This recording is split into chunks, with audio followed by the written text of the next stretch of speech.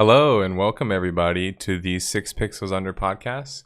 I am nerdSlayer, your host. This is episode 59, and I'd like to thank you all for joining me on the 18th of November, 2019. On this week's podcast, we have a couple of MMO topics as usual to talk about, but also some multiplayer online RPGs as well to get to. I wanted to start off with talking a bit about Wildstar. Apparently has a emulator currently giving off some progress reports. So they're showing some functionality of their housing and how it's working. So that's exciting to think about and hear about, because I think that's one of those games, honestly, that really would thrive from having a private server audience. Because when you think about it, like, Wildstar had its problems, and I'm gonna have to unfortunately say that the engine is probably a big part of that. But that being said, I think that whenever players have the chance to actually get their hands on games, they improve the games. And I think it's because they don't have to worry about money. They don't have to worry about working, right? They just do it because they love it. And that's way more powerful than just about anything else that you can do. We'll talk a bit about Torchlight Frontiers isn't going to make its 2019 release window. Probably all the bit we'll talk about it, though. Okay, so Torchlight. Also, they announced Path of Exile this weekend at ExileCon. And of course, that's going to be competing with Diablo 4. That has people excited simply because grinding gear is, I think if you want to be fair, Path of Exile is probably one of the better monetized games out there, right? Maybe RuneScape is another one that you could argue, online games. I think people, even if you don't play Path of Exile like me, you still root for the game. You still want the game to do well. And I love seeing that they've announced a sequel, because that means that they get to compete again with Diablo. And I would love yet again to see them be able to kick their ass. I think that'd be awesome, because it shows like smaller time developers. They're not indie necessarily anymore, in the sense of like they're not a small company, but they're absolutely indie in terms of the technical definition of the word. But what's up, Animan Caliber 24? Hey, Card dropped a subscription before he went away. Happy Monday to you too, and thank you for the bit donation, Bujit. What engine was Wildstar? What's up, Carlo and Akahara? What's up, Lemposs? What engine was Wildstar on? Honestly, I think it was a proprietary engine. Thank you, Alundra's son, for the subscription. Welcome back, I should say, to the Nor Club. That's 5 months, and that's 5 months in a row. Appreciate it. Is it because I have the V-neck on today? Because I'm showing off the guns today? Appreciate it, man.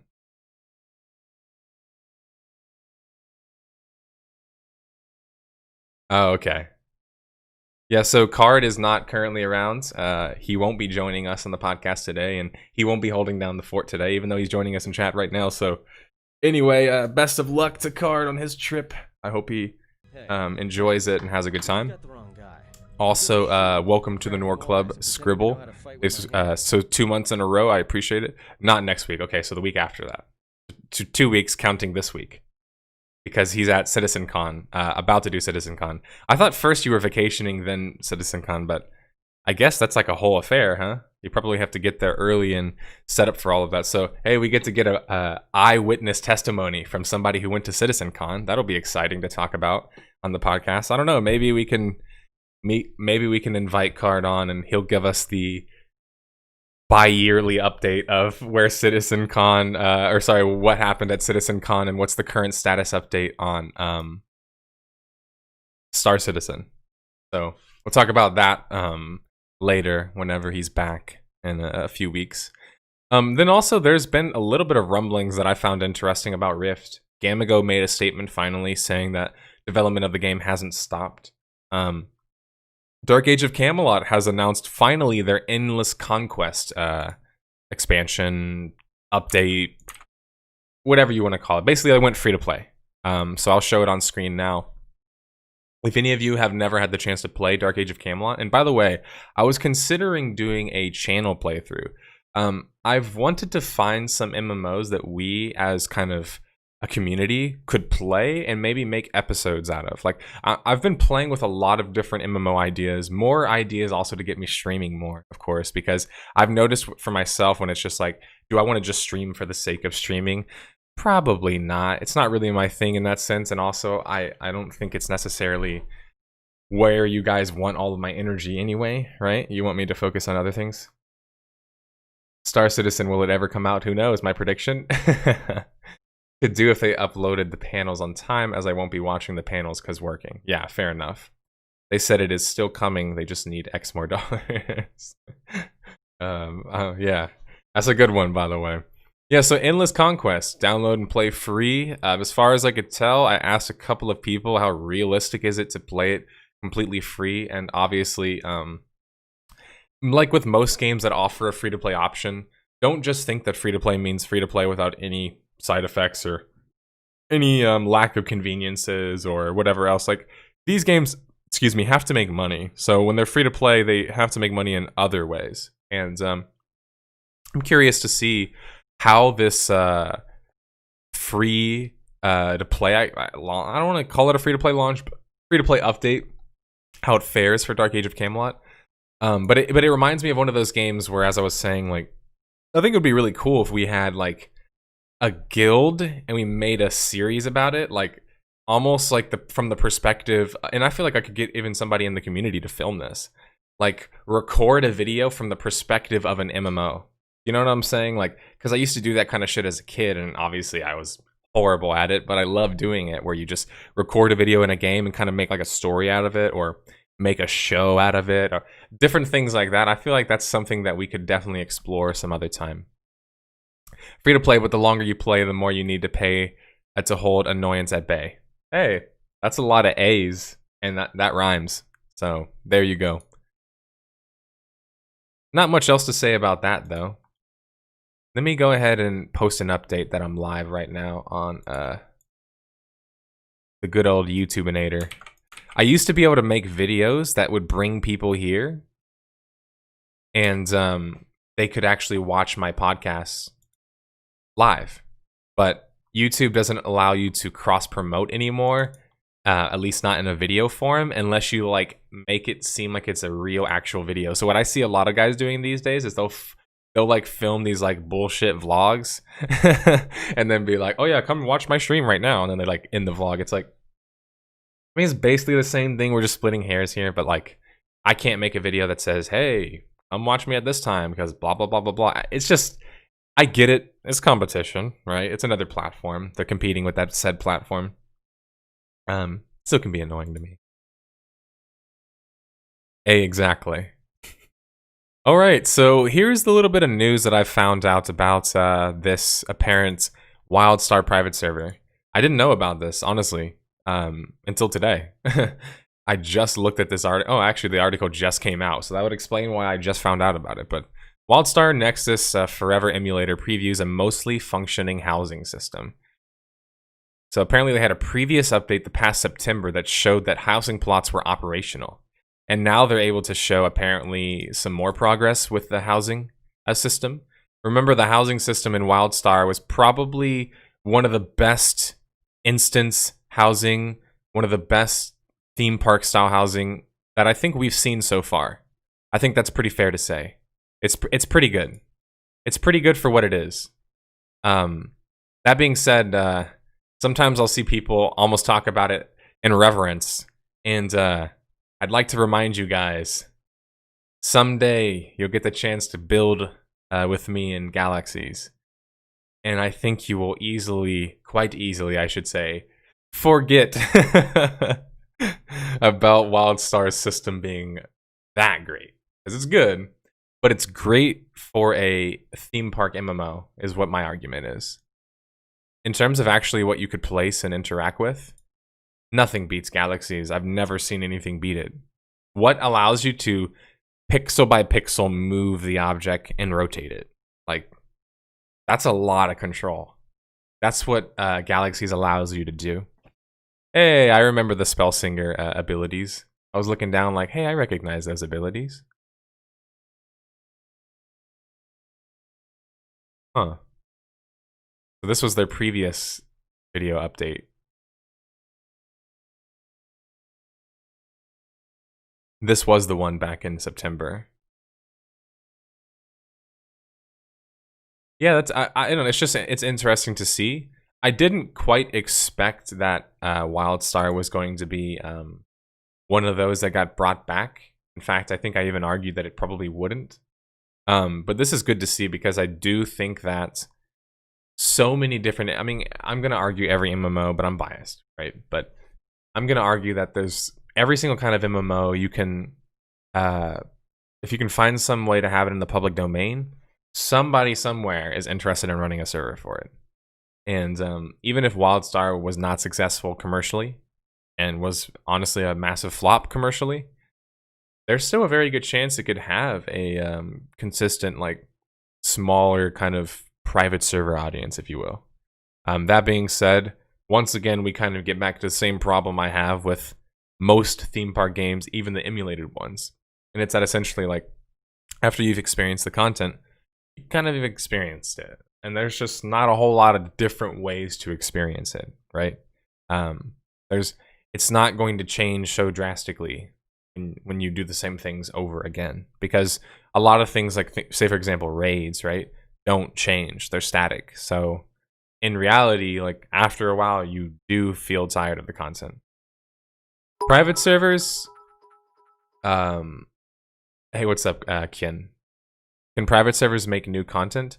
I mean, legally, no. If they're an official private server emulator sort of deal, maybe they have a relationship with, say for example, Project 1999 with the other EverQuest, like, they don't do new content. And I think it's just because of it's, you know, running an emulator, right? Not running a private server per se. But a private server, I've noticed, private servers are a lot more willing to add progression, change aspects of the game. Like, WoW private servers, Ascension is a good example, has full loot, open class system, open skill system, I should say. It's you know, different. I don't think there's typical factions in that game either. So private servers can certainly add content and change things, but it's not like legally supported oftentimes. And also it's not necessarily realistic from just a practical standpoint to even do.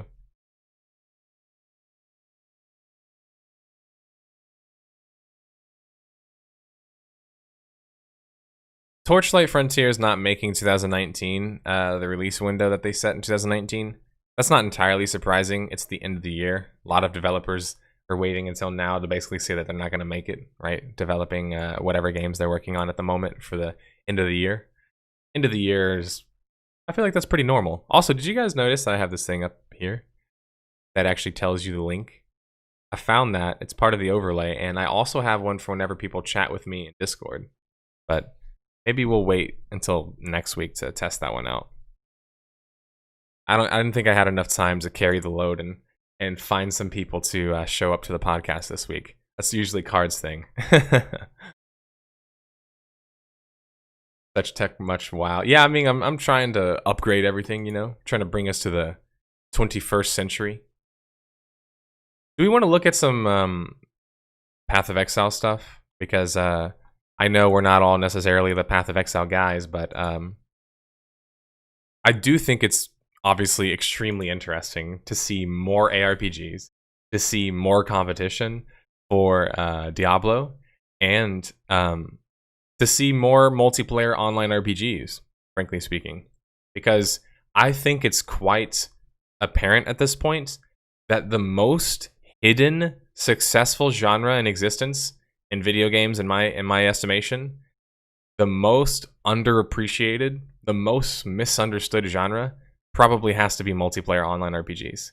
And I'm so glad with games like Path of Exile, with games like what else is coming out? Sorry, we just talked about Diablo, Phantasy Stars coming out as a Western release. I think spring next year. Multiplayer online RPGs used to seem like this kind of weird, like, pseudo genre where it's like you have MMOs, which is massive, right? You've got the text-based games, which is the MUDs, which allow for about I mean, most of them allow for at least a couple hundred players. But let's just say on average 256, because that's a number you'll hear thrown around a lot. 256 was kind of like the cap before. Asheron's Call in 1999 said that 200 players was what they considered to be massive multiplayer online. Obviously, that was like 20 years ago. Things have changed a lot since then. I think it's safe to say that Path of Exile doesn't try in any shape or form to say that it's a massive multiplayer online game. And that's actually one thing I extremely respect about the developers, and I respect about the people who kind of follow the game. Like, I'm not going to sit here and say I haven't heard people make arguments about it before, but it's one of those things where I feel like ARPGs and MMORPGs at this point are becoming a little bit more common, to where people are starting to see that they're a lot more similar to each other than maybe similar to these other genres that don't necessarily completely apply. And what I mean by that is this. From the perspective of, hey, is this game an MMO? Most of the time, it's pretty easy to determine with whether or not the game that you're playing is an MMO, right? Just based off of those three little helpful, I should say, three helpful categories that we always talk about when we describe what an MMO is. It's the massive part, right? It's the scale of the players, how many players, based on, you know, our estimates at the moment, based on a scale of technology has advanced and players are a lot more than just 200 players on a server like Asheron's Call was shooting for. 500 to 1,000 is about the number that we came up with, and I think that that's a pretty fair number. And when you say that 500 or 1,000 people are connected to your game, what you mean is not just concurrently, but simultaneously. So like they can actually play together at the same time. It's not just a matter of 17 billion people are interacting in a shop and that's how they interact with each other, because that's not what an MMO was, right? Prior MMOs did not have a system like that. Like, they actually allowed you to see, interact, and affect the other players. The second thing that gets described when we talk about massive multiplayer online games is what I like to call, and LEMPOSS helped me kind of come up with, is just the term of player interactivity. And player interactivity just essentially means, like, is the game set up to be social? Because remember, we've made this argument before, but MMOs at large focus on being social. That's why they skimp in so many other categories. In graphics and combat, they can't be the best at everything and also have the most social systems. It's almost like diametrically opposed. I'm not going to say that it's always like that, but that's kind of how it comes out, right? So player interactivity is a big part of that, where are your players actually able to interact in your world, interact with the world, for example, and actually be able to affect each other's like day-to-day, hour-to-hour kind of gameplay? And if the answer is no, then it's a pretty good chance it's not an MMO. The last category, which I think is probably maybe one of the you know what? I'm going to go read what it is again. Just because apparently I'm thinking it's going to be pretty difficult to explain. I guess we already kind of lumped it in with our first thing, because we said massive and we said persistent world, but we kind of combined those two together. But I guess if I'm going to make it three, it's persistent world, player count, right? Massive player count, and then player interactivity. But the player count and the before I forget again, and the persistent world thing kind of go hand in hand, because simultaneous, persistent world, those are kind of things that usually get lumped together when you see them used. I have to say, so far watching the gameplay, like, I'm definitely pretty I'm pretty excited from what I've seen so far, just from the perspective of earlier game PvE for me in ARPGs. I don't normally have problems with, because it's before the game has had such a high power creep, if you will. But one thing I've mentioned before, and it's something that I hope as the rise of multiplayer online RPGs happens, because it's already happening, right? We've had Destiny, we've had Path of Exile, we've had Final Fantasy XIV, we've had modern WoW, we've had Elder Scrolls Online, Phantasy Stars releasing their second game to the Western audience. Like, at this point, it's quite clear that this genre of multiplayer online RPGs, which doesn't have a cap on how many players need to be massive, right? Because it's not a massive multiplayer online game, it's just a multiplayer online RPG. And so I think this genre is never really called out too much, right? You hardly see it mentioned. And honestly, Path of Exile is one of the few who kind of mentioned such a thing, like being a multiplayer online RPG or a multiplayer online like ARPG, if you want to be specific, since it is action oriented and that is a very specific style of gameplay.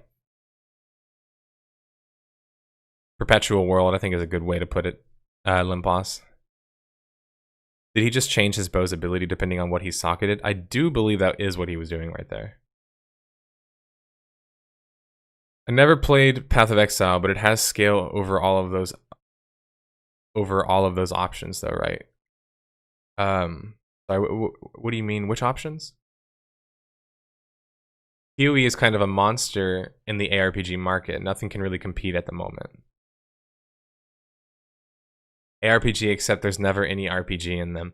Yeah, that's another argument and another discussion for another time, LEMPOSS, because maybe I need to have some more ARPG-minded people. Like, we could, you know, bring on the RPG Avengers again and have another podcast. Because that's one thing that I think those guys are more educated in than I am, is ARPGs, just as a whole. Because I feel like my experience with ARPGs is very kind of biased, right? It's Diablo, it's Dark Eden, it's that's mostly the extent of it, right? So I have a more kind of classic view of what ARPGs are. I mean, I've played Grim Dawn, and I've played loads of other ARPGs. I've just found them boring as hell, if you want me to like be completely honest about it. I haven't, hey, spawning like these little turrets. I like that because Dark Eden used to have that as well, where you could spawn like little guns and that was like part of your ability.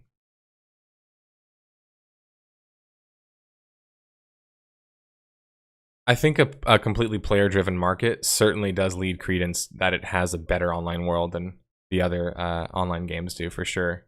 But a market itself doesn't necessarily signify that a game is a massive multiplayer online game, because they still have to fulfill like basically other categories.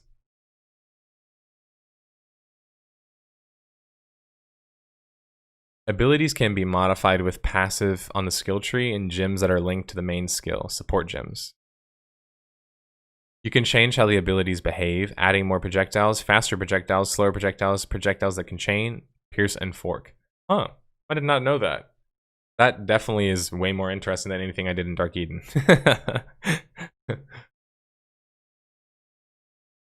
I am still more of a fan of the term A-class game, action class game. They do seem more like action class games for sure. I can see that. With Diablo 4 announced and PoE 2, I wonder if Torchlight will release an update on what they were working on. Well, Torchlight Frontiers just said that they aren't releasing this year. So maybe that's them trying to stay as far away from Path of Exile and Diablo as possible first. Or maybe they're going to try and just do kind of like the fast food approach and just open up a shop right down the road kind of deal.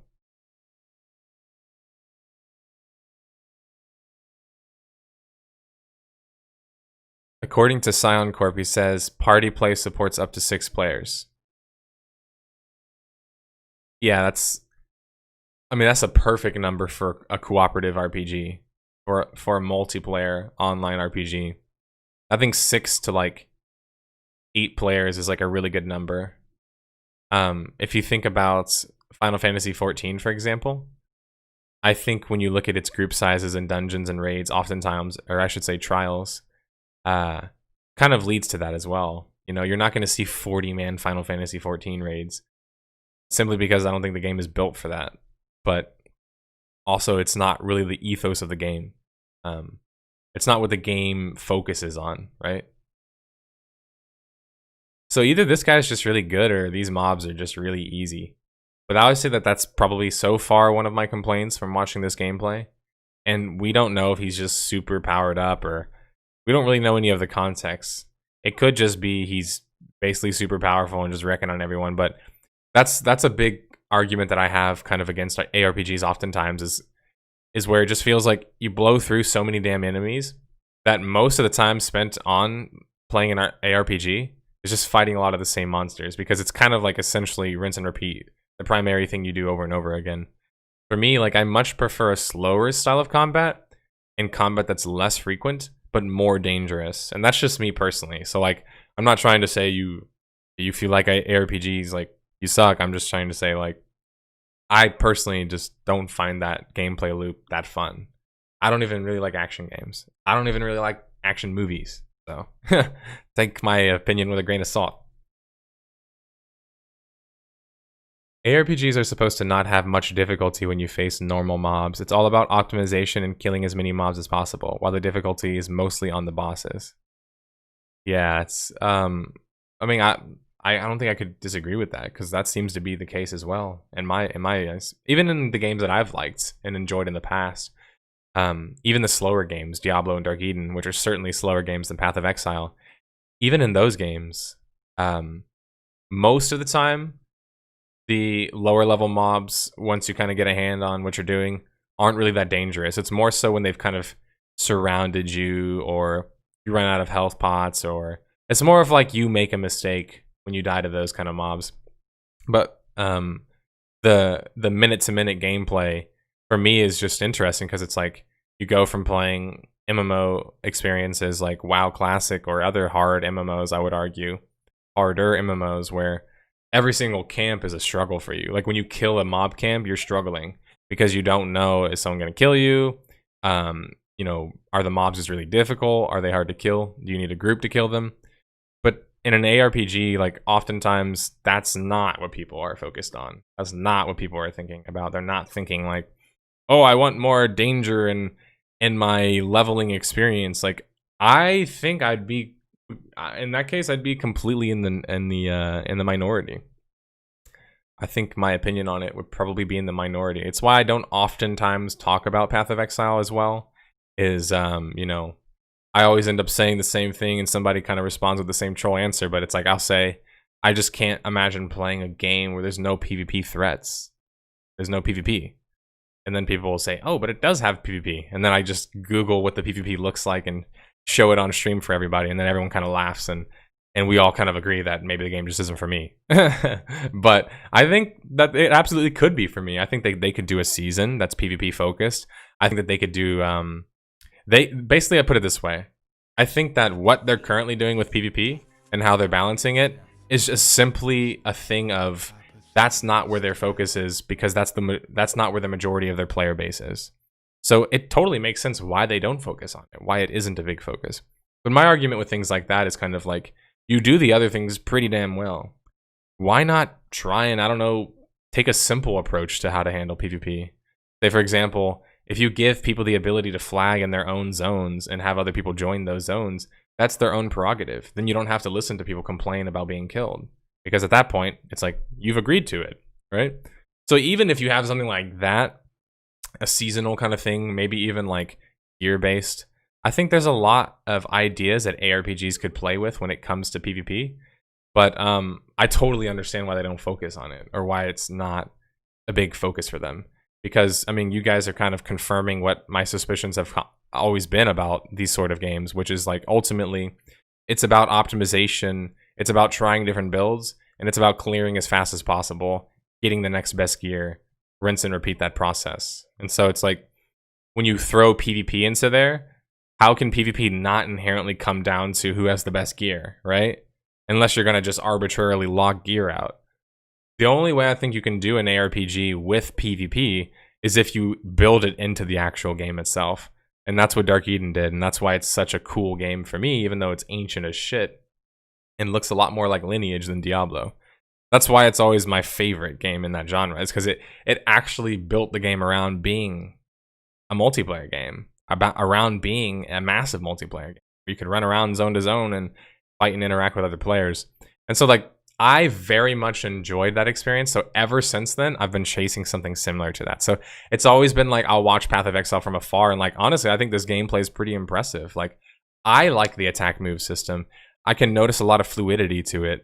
The way that he moves, there's no performance lag. Like, there's no, I noticed a clunkiness whenever I was watching the gameplay trailers for Diablo 4. I'm not noticing any of that here. But to circle back to what my point was previously, I love to watch games, I think, like Path of Exile and even Diablo 4, and see how they unfold, just because I think it's ARPGs and that style of game are something that's kind of a bit underexplored, I feel like, in the massive multiplayer online context. And I think that if they did a better job of just the market as a whole did a better job of slowly adding multiplayer, and maybe even massive multiplayer mechanics to their ARPGs, you'll have such a different style of game. And I mean, they've already done that, right? Path of Exile and Diablo both had auction houses, so like I'm not necessarily reinventing the wheel. I'm just saying more of that I think is would be good for the genre, because as it stands right now, I kind of see Path of Exile, interestingly enough, in a vacuum. It's obviously a dominant player in the market. It's what you think of when you think of ARPG, I feel like, at the moment. But what I mean is it kind of feels for me like it's almost like in its own box. And that's because it does what it does, doesn't really have an apology if you don't like that, and doesn't really offer an alternative. So it's just like unapologetically what it is, if that makes sense. And I think a lot of people respect that, because the game is just willing to say, this is how we are, and this is kind of how things have to be. What I will say, though, is I do not envy their developers, because, man, it must be difficult to have to constantly balance that question of power creep and being too powerful, especially with your player base who's used to being powerful. I've seen it said on like 6 different threads that have asked why Path of Exile doesn't have more PvP, and Path of Exile 2 doesn't have more PvP. And a lot of people have essentially said that. It's like, well, the combat being really fast is part of that, and the combat being really fast is part of the whole mega power overload, god complex kind of thing that some players very much enjoy. And that might even be, for many, the crux of what an ARPG is. So we'll see how it all unfolds, but it's interesting.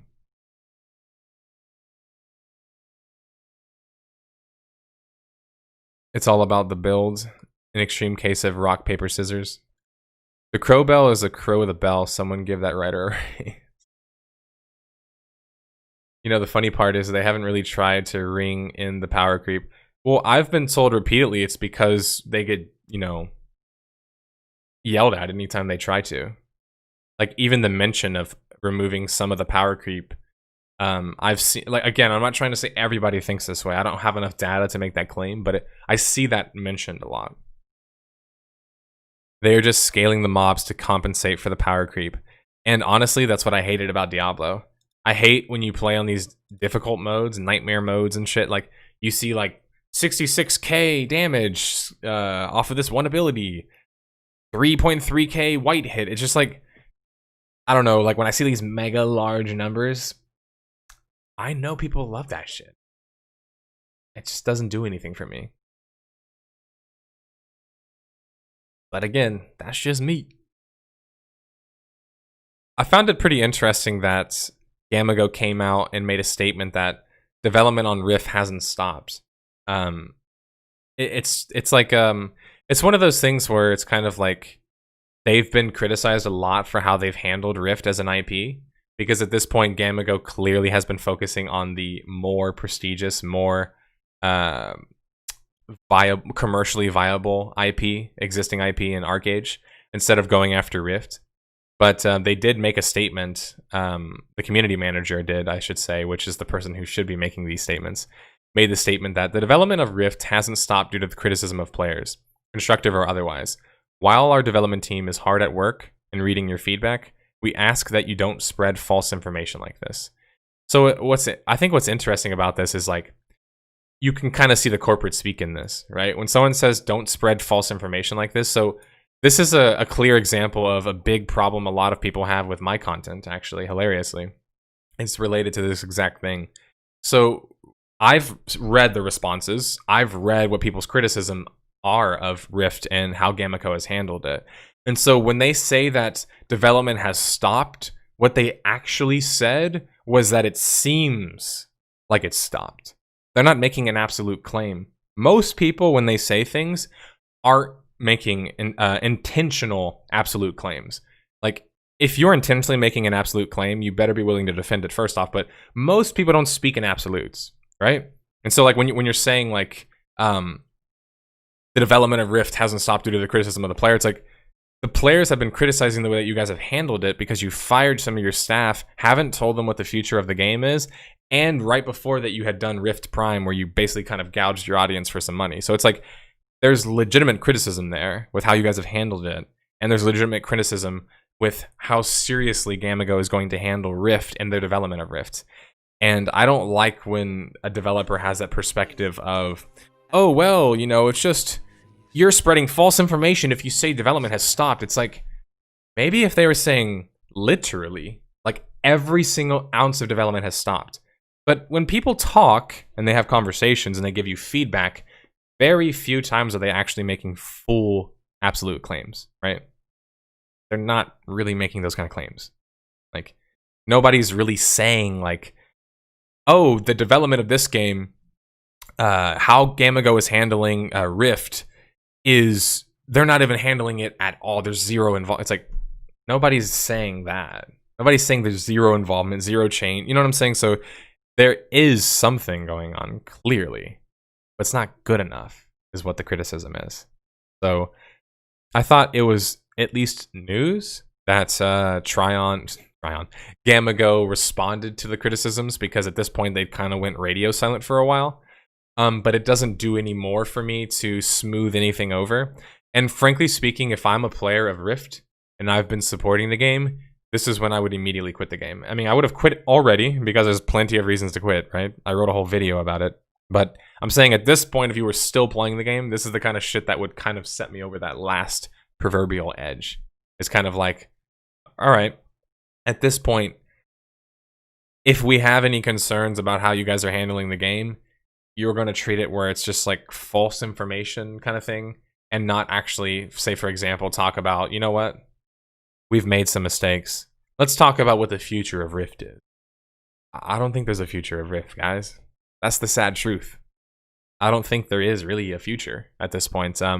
I joked around with the idea and flirted with the idea of Rift Unleashed, or you know, like Rift Unchained. Like, I joked around with that idea. I don't think that's as far-fetched as maybe it sounds, and I know I'm being a little bit hyperbolic about it, but like, I certainly think that a Rift Unchained could like be successful in a niche market, because I enjoyed original Rift. I think a good amount of people enjoyed original Rift. I think if they could perhaps, say, for example, focus on some balancing, bring their newer tech into play, not just arbitrarily lock content behind progression walls, but actually just do a classic server. I think that that would be taken a lot better, even if it is a way to make more money, than basically just letting the IP kind of die. And then, like, whenever people ask you about it, you kind of just say, oh, it's not dead, it's not dead. It's like, Gamigo has become that YouTuber on my comments. You guys notice that? Gamigo has become that YouTuber on my comments who's like, my game's not dead. Some light is linking through my sound frame. That's because where this blind is right here is this blind right here is blocking a window that doesn't have a, sorry, it's blocking blinds that don't have curtains. So I got blackout curtains because they're cheap, and also they're an effective way of blocking out things. But the problem is that after a while it stops sticking. So I had to put like clothespins through it. So now, as you can see, it sometimes starts falling over, and then the light starts to leak through. So yeah, I'm not ascending to heaven or anything like that. So what I mean by that, Pin Zero, is like, I'm joking in the sense, but I'm saying like, I have a very common, in fact, it's LEMPOSS's favorite part of the podcast. I have a perfect example to describe my joke here, in the beautiful form of a YouTube comment. But I'll show you what I mean when I said Gamigo is becoming the person who posts on my videos. All right, here we go. Said by the person Jin Urso, which, for those who aren't aware, is a character in Rogue One, by the way. So we're already getting a little bit of information about this person. Whether you like or hate this game, you have to admit 2 years later that it does not belong here in the category of death of a game. If anything, it is a healthy trendsetter for fully voiced MMOs. So that's just one comment. I'll just scroll down just a few more comments. I'm not even going very far. I'm just going to scroll down a little bit more. SWOTOR is not dead, lol. I have no problems finding groups for anything. People are always on. SWOTOR, I'm still alive, bitch. There's another one in here. Oh, it's because I was organizing it on ones that I have responded to. Guy Tuxedo Cat says 2017 SWTOR is dead. 2019 soon to be 2020. Onslaught DLC is currently the most successful EA Star Wars game after Battlefront 2 flopped. No, it isn't, dude. If only EA had like public records. You guys know if like EA or companies like that have public record? Like, I wonder if there's a way that a publicly traded company had to publicly release their stock, their year-end, their quarterlies, their financials. If only corporations had to do that after they went public. If only you could just like look these things up yourself and look up the financials yourself and Google the So that was the joke I was going with, Pin Zero, is that Gamigo is essentially becoming these people where they know what the game is about. They know if they're going to keep developing it or do something about it, right? In a serious context, it's their game. They own it. Like it's like they're behind the screen. You know what I'm saying? Like they know that part, and yet we don't know what the future of the game is. Why is that? Because it hasn't been made aware to us, right? We're not sure of what the future of Rift is. And when they meet our concerns of what the fuck is going to happen to this game with you're spreading false information, it's just kind of one of those things where it makes me think of that YouTube commenter who basically doesn't really care what my argument is. They're just making a literal argument, which is like, it's not dead. It's not literally dead. So, gotcha. Ha! Checkmate. Like, all right, but luckily there's more arguments than just literal arguments. Luckily. Galaxy of Heroes, I'm covering right now. I just finished the voiceover. In fact, I'll play a quick second of it for you guys. A decade ago, the concept of a mobile game, let alone an MMO on your phone, was Minions of Bias, man. I love that, LEMPOSS. Pun intended. 2010 was really the first time we had seen such a thing attempted and accomplished in such a short-lived but successful title in Pocket Legends. Fast forward 2 years in 2012, and the rise of gacha-style video games in Japan led to a chain reaction in the Asian market, including China and Korea. A chain reaction felt across the entire globe.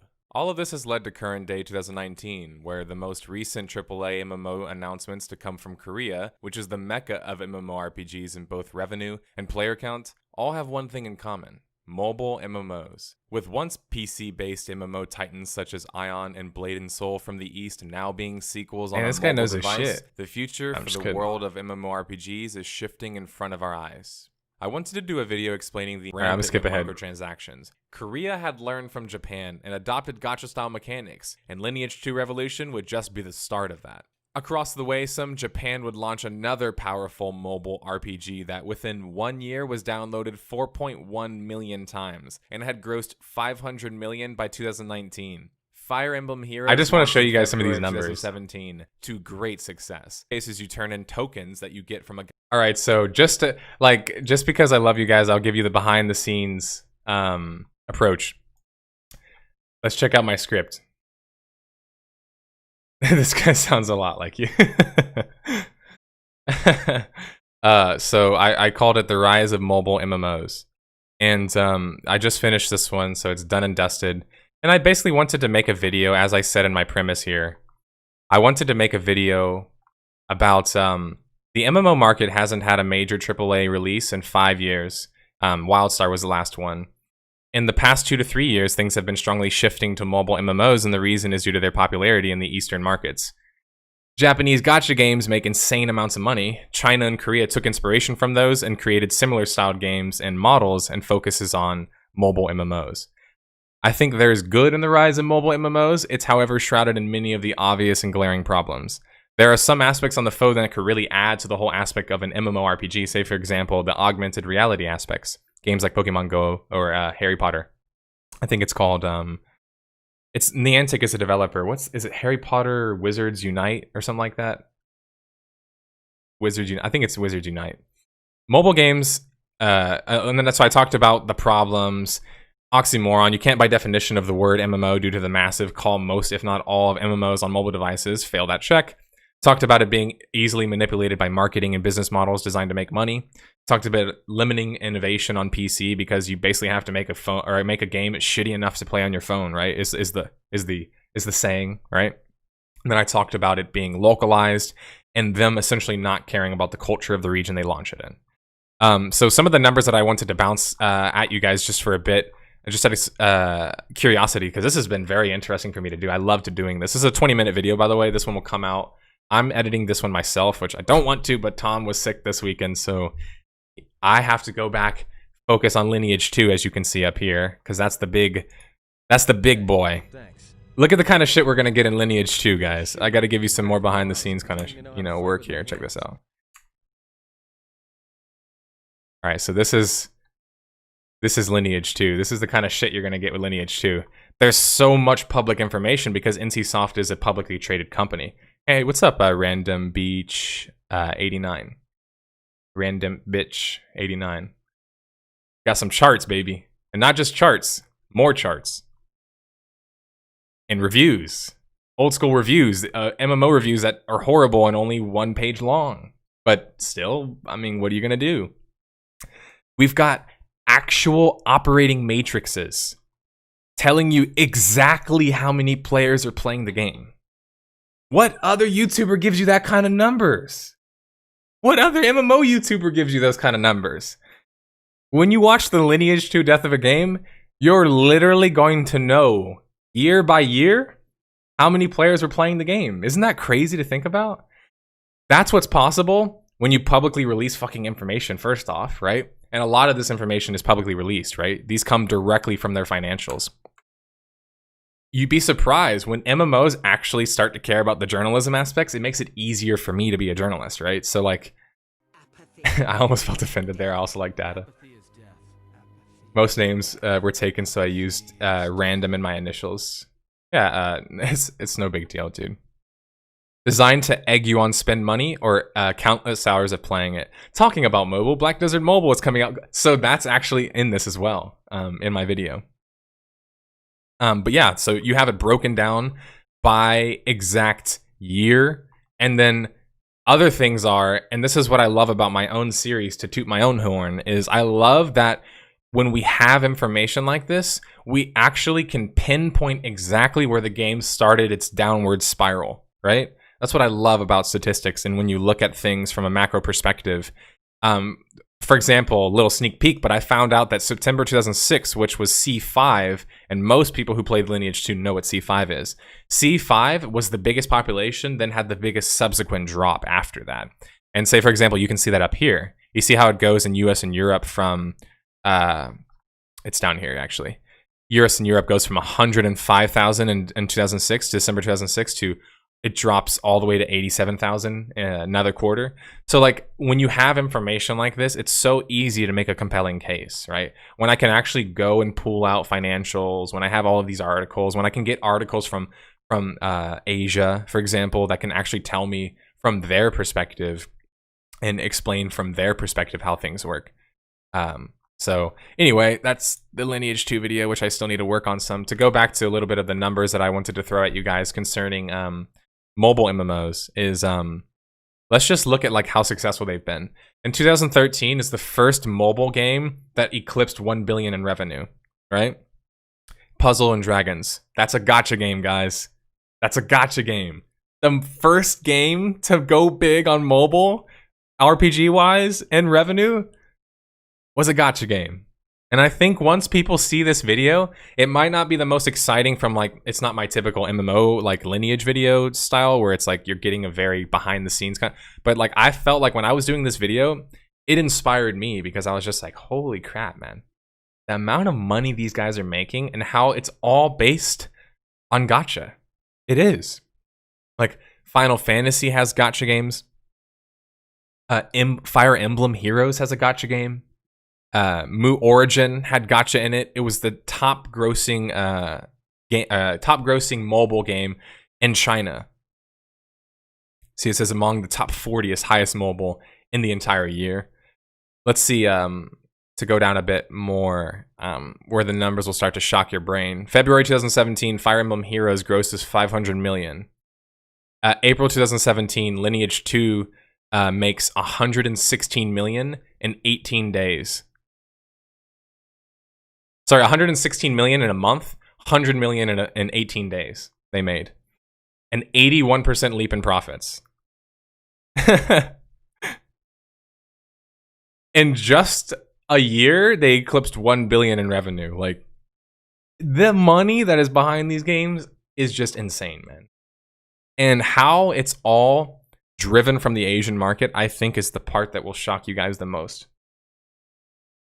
I'm not going to spoil any more of that, but I will tell you guys the most interesting things that I've found out about mobile MMOs is that largely in all of Asia, they're successful. The IPs are a little bit different because obviously we don't know a lot of Chinese games because they don't necessarily do well over here. But they have very popular games like Dungeon Fighter Online, for example, like DFO. Like, there's plenty of other games. Mu Origin was another one they were mentioning. Webzen publishes that one. The Chinese games are lesser known, but they make the most money. So the numbers that I pulled in this video, for example, stated that 550 million people in China are mobile gamers. Not have a phone, are mobile gamers. So double the population of the US uses mobile games in China. Just to give you an idea of why their numbers are so huge. The how gacha kind of got started is it comes from gashapon or gacha. They're basically capsule toys, capsule machines where you put in a certain amount of money for the chance to get a rare reward. In a nutshell, it's a loot box. Like, to make it no more complicated than it needs to be, it's a loot box.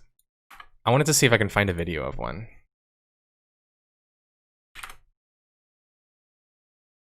All right.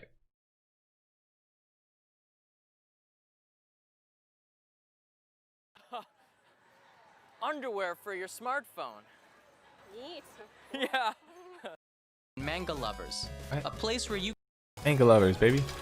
Gotcha, poem. Out comes the mysterious treasure. Which is, by the way... Is it the one you wanted? Yes! Celebrate! Let the world know you're a real otaku. A badge of honor. Keep going, or walk away. Many people find the second option hard to do.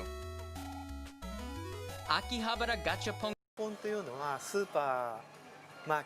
You see these machines? They're literally everywhere. Like, it's just crazy to think, like, your audience is so used to this kind of game that it's no wonder whenever they took this style of game, the gachapons, gacha, and made it in video games, that the profits were just insane. Because Samsung, which is a Korean company, stationed... actually, is it a Japanese company stationed in Seoul, or is it just a Korean company stationed in Seoul?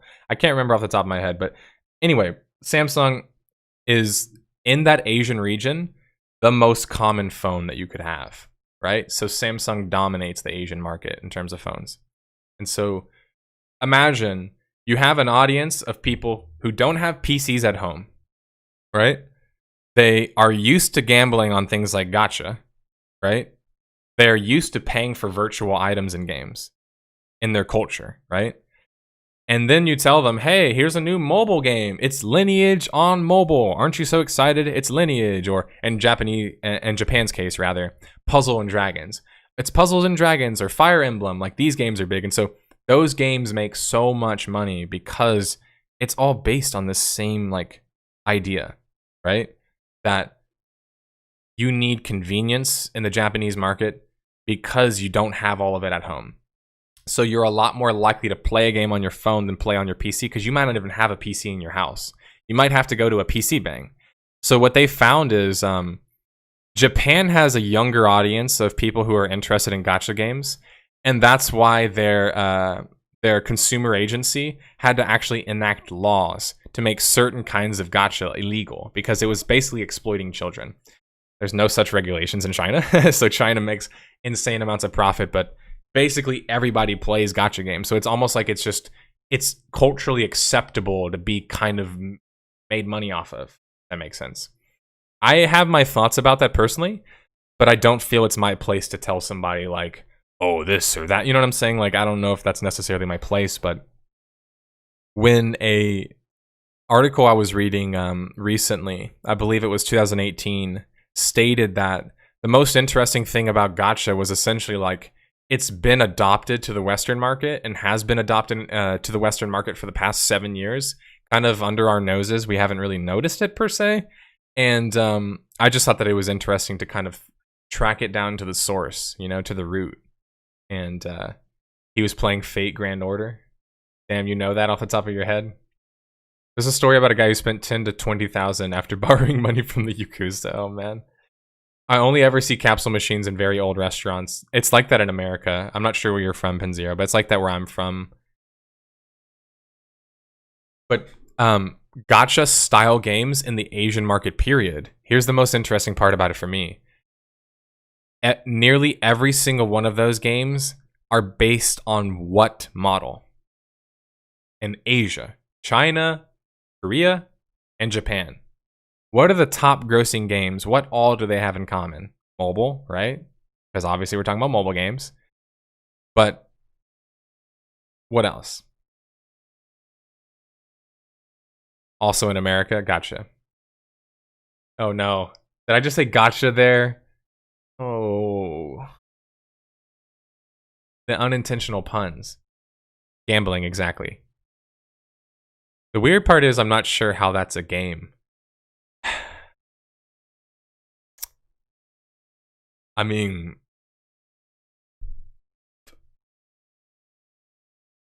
I don't even know if I want to open up the can of worms of arguing what a game is, but I think there's an argument there. Mostly pointing out how uncommon these things are here compared to the East. It's not. It's like porn games. It's just basically based on manga series. The gachapon for it are extremely popular. This is Vergo, a high-ranking member of the Don Quixote Pirates. Try to get Smoker, so keep trying. The three of us split up in search for the best gachapon. Let's follow Kai first. He's onto something. 400 yen and a new collection series. So, to bring it back to Korea, though, because that's where most of us are thinker focused. Like, I love Japan. I want to visit Japan. I think Japan's an awesome place, but I'm saying more like from the perspective of Korea is more about what informs the MMO audience, right? Because NCSoft, Nexon, two of the biggest publishers in MMO history, are two Korean publishers, right? The interesting thing, by the way, is I believe... no, I'm thinking of another Asian company. I think I'm thinking of Netmarble, which is Korean, and NetEase is Chinese.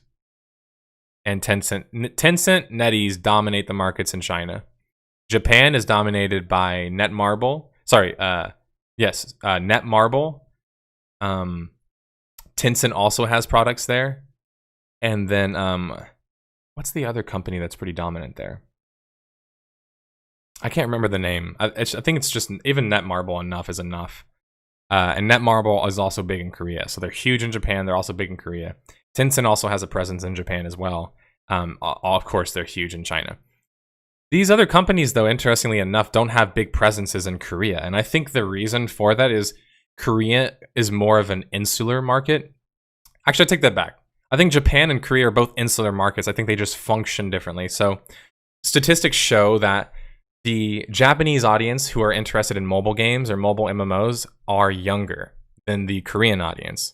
I think the reasons for that are that when you look at the Korean MMOs that are currently in existence on mobile devices, most of them are the Korean style MMOs where there's not a whole lot of players on screen. And I guess if you're going to talk about it from the Korean perspective, their games more closely represent what their market is the most interested in.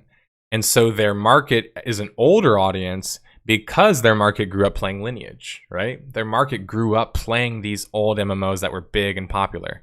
And so NCSoft did the genius thing, just like an Exxon did with MapleStory, of re-releasing these games on mobile. And so those games have been smash successes in Korea. And I find that a lot of people will kind of wonder why. Why are they so successful there? And what does that mean for the Western world? And that's basically what the video that I made is about. But in a nutshell, it's because the market is driven by money. And because Korea, Japan, and China are competing against each other so fiercely, they're willing to borrow from each other, right? Because that's what you do in business. And so they're kind of molding all these different things together. But at least in Japan, there's some sort of regulation to kind of control for certain things with how much you spend, where you're allowed to spend money, that sort of thing, where you're allowed to put the machines at, what rewards you're allowed to get at. And mind you, they kind of find loopholes around that, but at least there's something there. My problem in Korea is like the market there is so deeply entrenched with microtransactions in MMOs, in the context of MMOs, buying power in MMOs, that whenever gacha inspiration kind of leaked its way into those games, it was just a natural fit. And so it's almost like, as an American, as a Westerner, I'm sure like some Koreans, some Japanese, and some Chinese will look at me, and I've actually had conversations with people from those regions, by the way, where they're kind of like, yeah, like, it's just different here. You know, like, it's obviously they say a lot more than that, but in a nutshell, they'll say it's just different here. And culturally, it's different. And I think that's a big part of why they are okay with microtransactions. And now that you have kind of at least like the basic SparkNote version of kind of why, I think it helps you understand why games like Ion 2 and Blade and Soul were announced on mobile devices, why NCSoft is releasing 17 billion mobile games, 17 billion mobile ports of existing IPs, why Nexon has 17 billion IPs that are mobile games. They did like so many I can't even recognize the games. And that's why the Western market is starting to lean in that way and starting to learn from that. I think that there is some positive light in mobile MMOs. You know, you talk about Path of Exile being a multiplayer online RPG, but being a perfect fit for mobile devices. You talk about old school RuneScape being an old school MMO that's a perfect fit for mobile devices. So there's certainly games I think that can work on it, even with controller aspects being limited. But, yeah, all right, got that out of the way.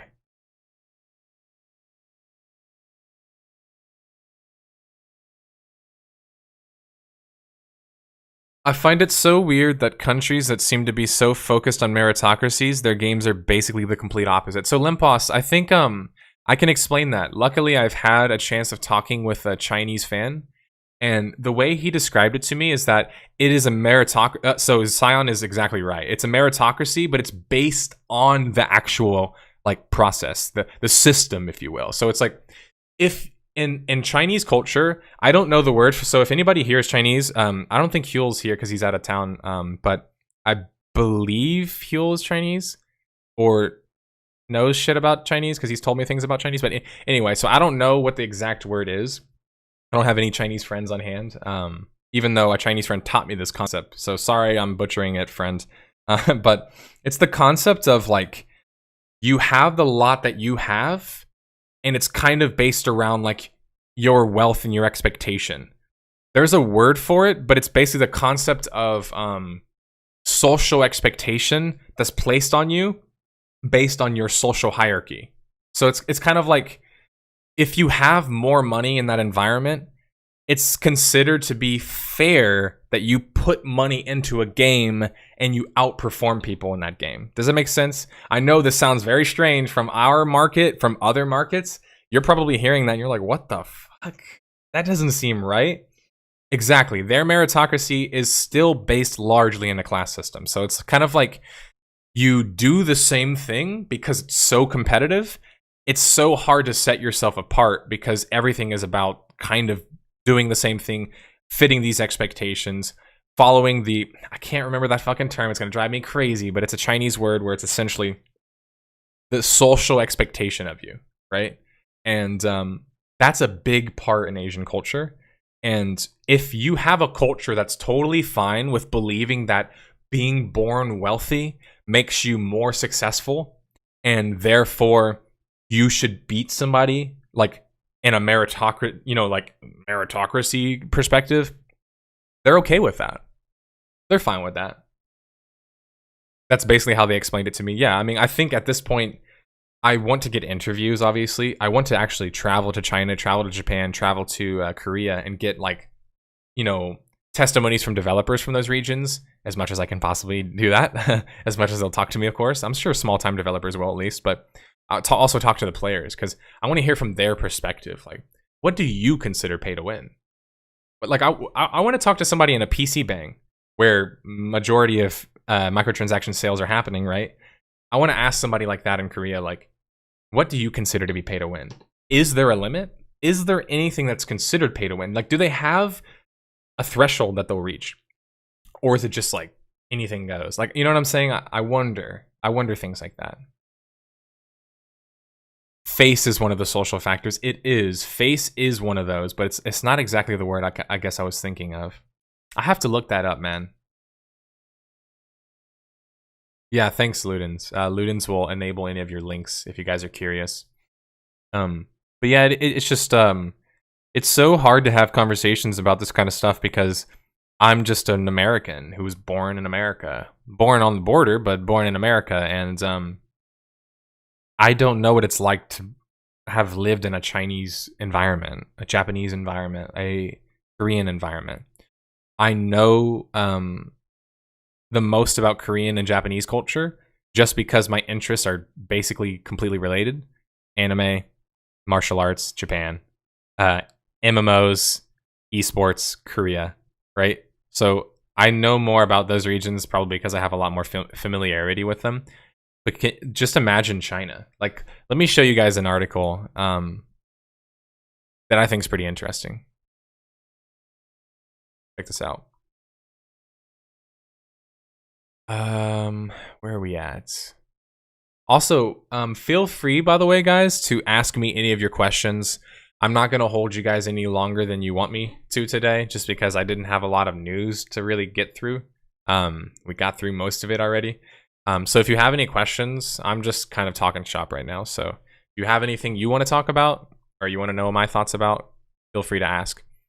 In 2018, South Korea spent a total of $5.6 billion on mobile titles. Strategic deals with Samsung helped it become the most popular phone in Asian regions. So that was one thing, right? Check this out. Check this graph out. 3 billion active smartphone users globally, and it's broken down by region.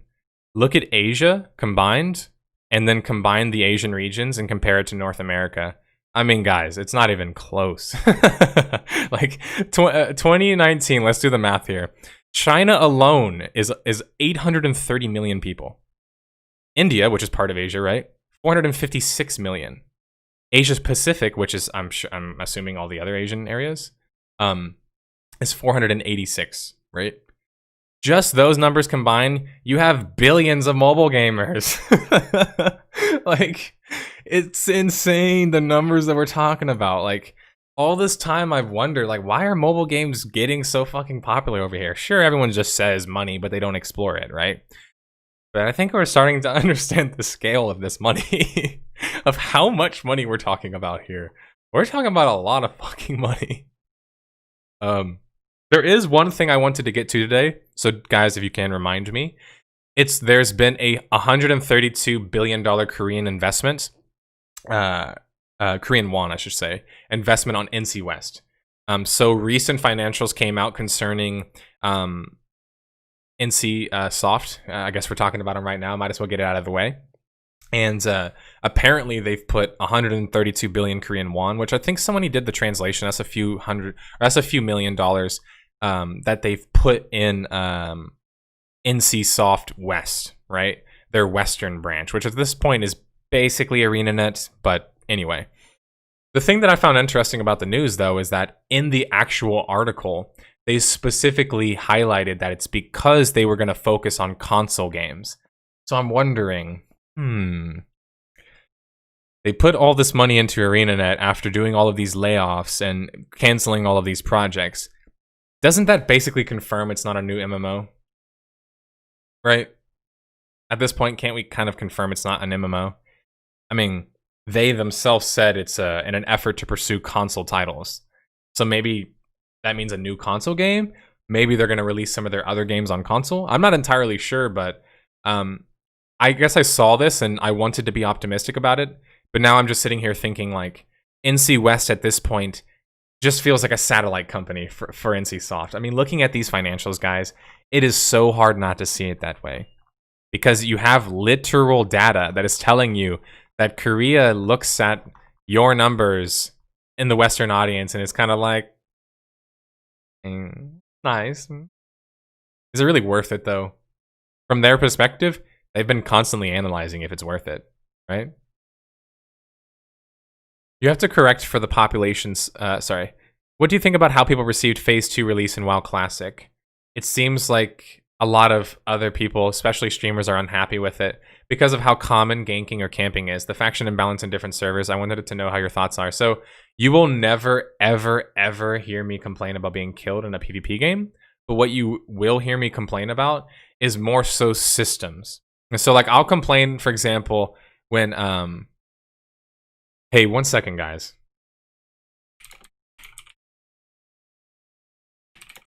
I need to go check something. I'm trying to sell my old car. So let me go check something out.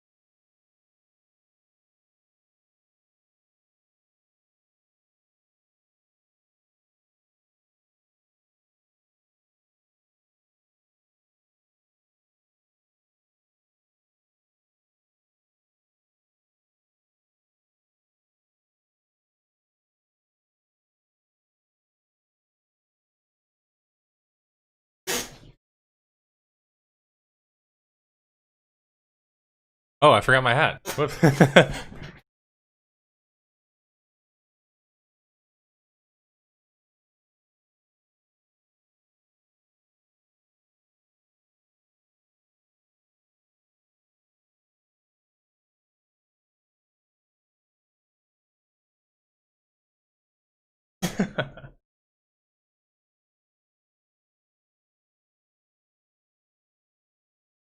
All right, you have to practice putting on hats like this. It is part of the fun. All right, sorry guys, I had to send my cousin my VIN number for my car so he can sell it.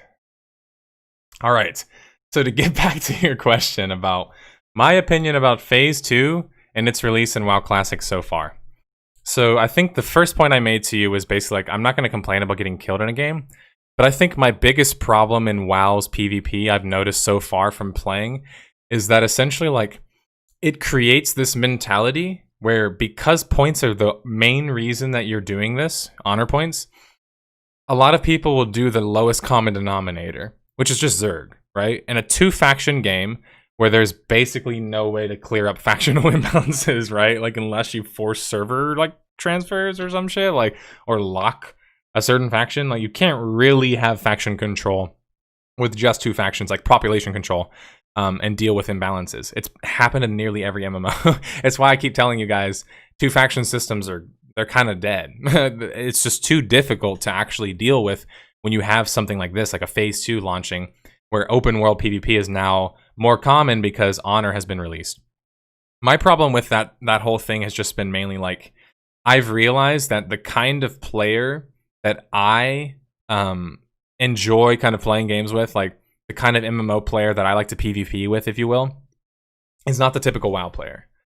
Even just playing with some of the guys from my guild, I've noticed like some people have more of a mentality of where they just want to focus on getting the points as effectively as possible, and that is just kind of zerging, and that's just not fun for me. So like that's why I'm also glad that my guild and WoW Classic Grief Goons, we have plenty of like Slack has done a good job of also creating an environment where we have like small scale PvP and we're more interested, I would say largely like the frequent PvPers in the guild are more interested in the small scale PvP. The problem with small scale PvP that I've noticed so far in WoW Classic is essentially I've already hit level 60, right? So it means I don't really need to go back to any of the other zones unless I'm going to go do some old dungeons, maybe go get a particular quest item I didn't finish. Like not a whole lot of reasons to go back to prior zones. And yet I'm going back to these prior zones. Why am I doing that? To PvP. And so a lot of the time what you'll end up finding yourself doing is nothing. You're just running around looking for somebody, right? Like you're waiting for something to happen instead of playing the game. And so I think honestly, in my personal opinion, and I feel like I'm going to get roasted about this whenever I do my WoW review, I think doing Phase 2 as a honor release was just not a good idea. From a PvP perspective, I think it would have been better to do it at launch. And if you're wondering why, oh, it would have been crazy. I mean, it was crazy at launch already. It already had all of that. So why not just release the honor then? People were already zerging back then as well. The difference is now that you've told people you're releasing honor, now people specifically are doing it because they know this is the time to do it. The people who've hit level 60 already, who've maxed their gear out, at least, you know, a lot better than somebody who's wearing fucking greens or some shit. Like they've got some blues and perps. They're washing other groups, right? And then it comes down to, I've been in multiple engagements where WoW as a game is not designed for massive scale PvP. It just is not designed for it. In the same way Warhammer, hilariously, wasn't designed for it either, even though it was the crux of what the game was.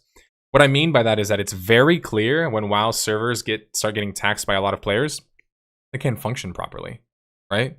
When 100, 200 people are in the same zone, that already starts lag in classic WoW, right? Just a couple hundred.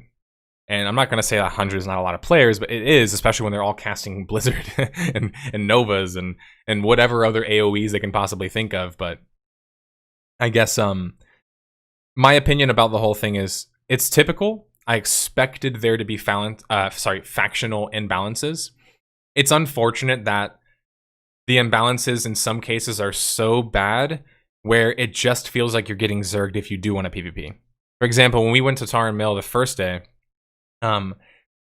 we were having a cool, fun Zerg battle where it was like kind of even, and then Alliance showed up with 3 times the numbers, and then it's just like at that point, oh, okay. So what's to stop that from happening every single time, basically? If they already have the numbers, they've shown they're capable of Zerging us, what stops them from doing that again? Well, so far, not a whole lot, unless you've got a group, or you find your way to kind of stay away from the big Zerg groups, which is pretty hard to do, considering a lot of... if somebody is in a Zerg and they're chasing you down in WoW, all they have to do is spam their CC on you, right? They're gonna catch you. They don't have to aim at you, right? It's tap target. They just gotta hit you with a CC. I think perhaps allowing at least one battleground during phase 2 could have possibly at least fixed some of the issues that people are having with factional imbalances. I think maybe that could at least help in that respect, because if open world PvP isn't fun for you and Zerging isn't fun for you, if you're not leveling in the world, most of the time you PvP, it's more so going to be a thing where you kill somebody who's leveling, right? So they're probably not really wanting to PvP anyway, or somebody kills you while you're leveling.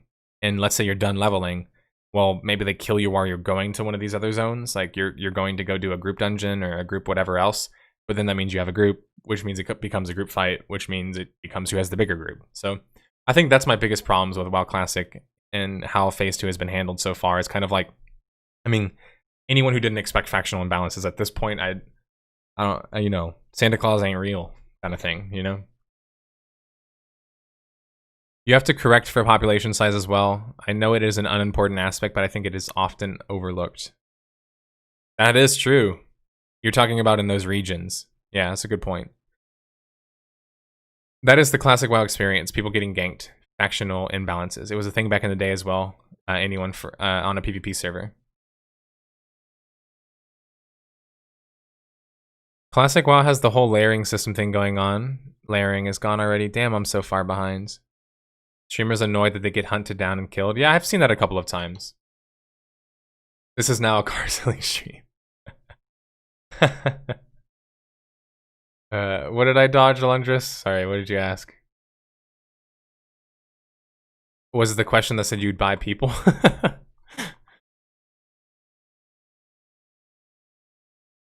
Yeah, I'm selling my car, guys, so I can get that, get a Ferrari. Like, honestly, this whole time I've just been lying. Like, I've just been saying I'm struggling and I need you guys' money to make videos and shit. All that's bullshit, dude.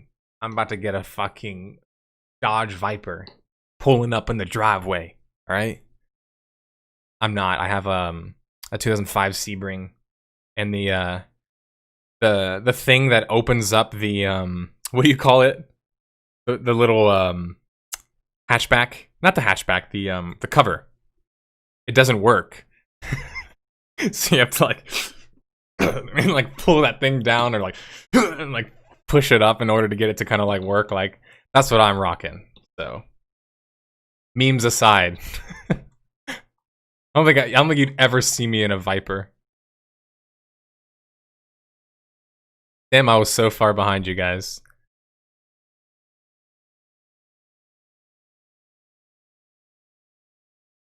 With your 500 years of evades and later raid tiers and X-Ramus was balanced around consumables. I don't think that player population is really causing the issue here. Yeah, I agree with that. I think it's more of the system is flawed. Because you can't blame the players. Like, are you gonna blame players for picking Alliance over Horde? Like, you know what I'm saying? Like, what? Like, there's factional imbalances. It's not fair. There's so much Alliance. Like, I mean, are you surprised by that? Yeah.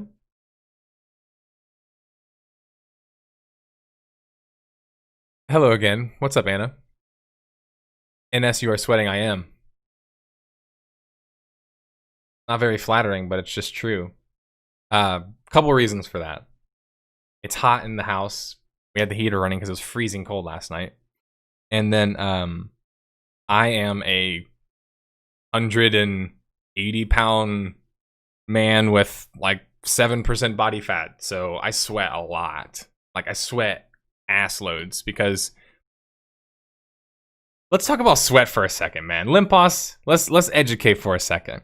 People have such a negative view of sweat, and I'm not gonna sit here and say it's like yum or like attractive when someone sweats, But what I mean is like people get sweaty. They're like, oh, I'm sweaty. I'm so sweaty. It's like, did you know that being sweaty is actually healthy? Perspiring is like just healthy. It's considered very normal and healthy for your body to kind of get rid of some of its excess heat, right? And especially if you're on a good diet, if you're drinking a lot of water and you're physically fit or active, I should say, you'll sweat a lot. Like you're gonna sweat ass load. Like professional athletes sweat pounds of water, like pounds upon pounds of water.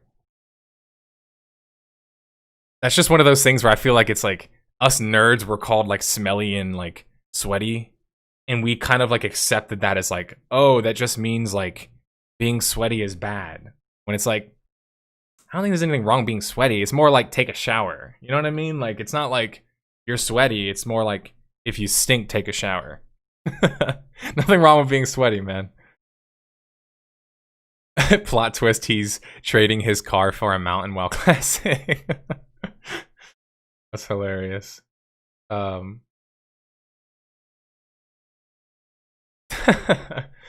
would I even trade it for? Like, I guess I don't know the vanity that well in WoW, so I outed myself. I'm not a vanity guy in that game yet.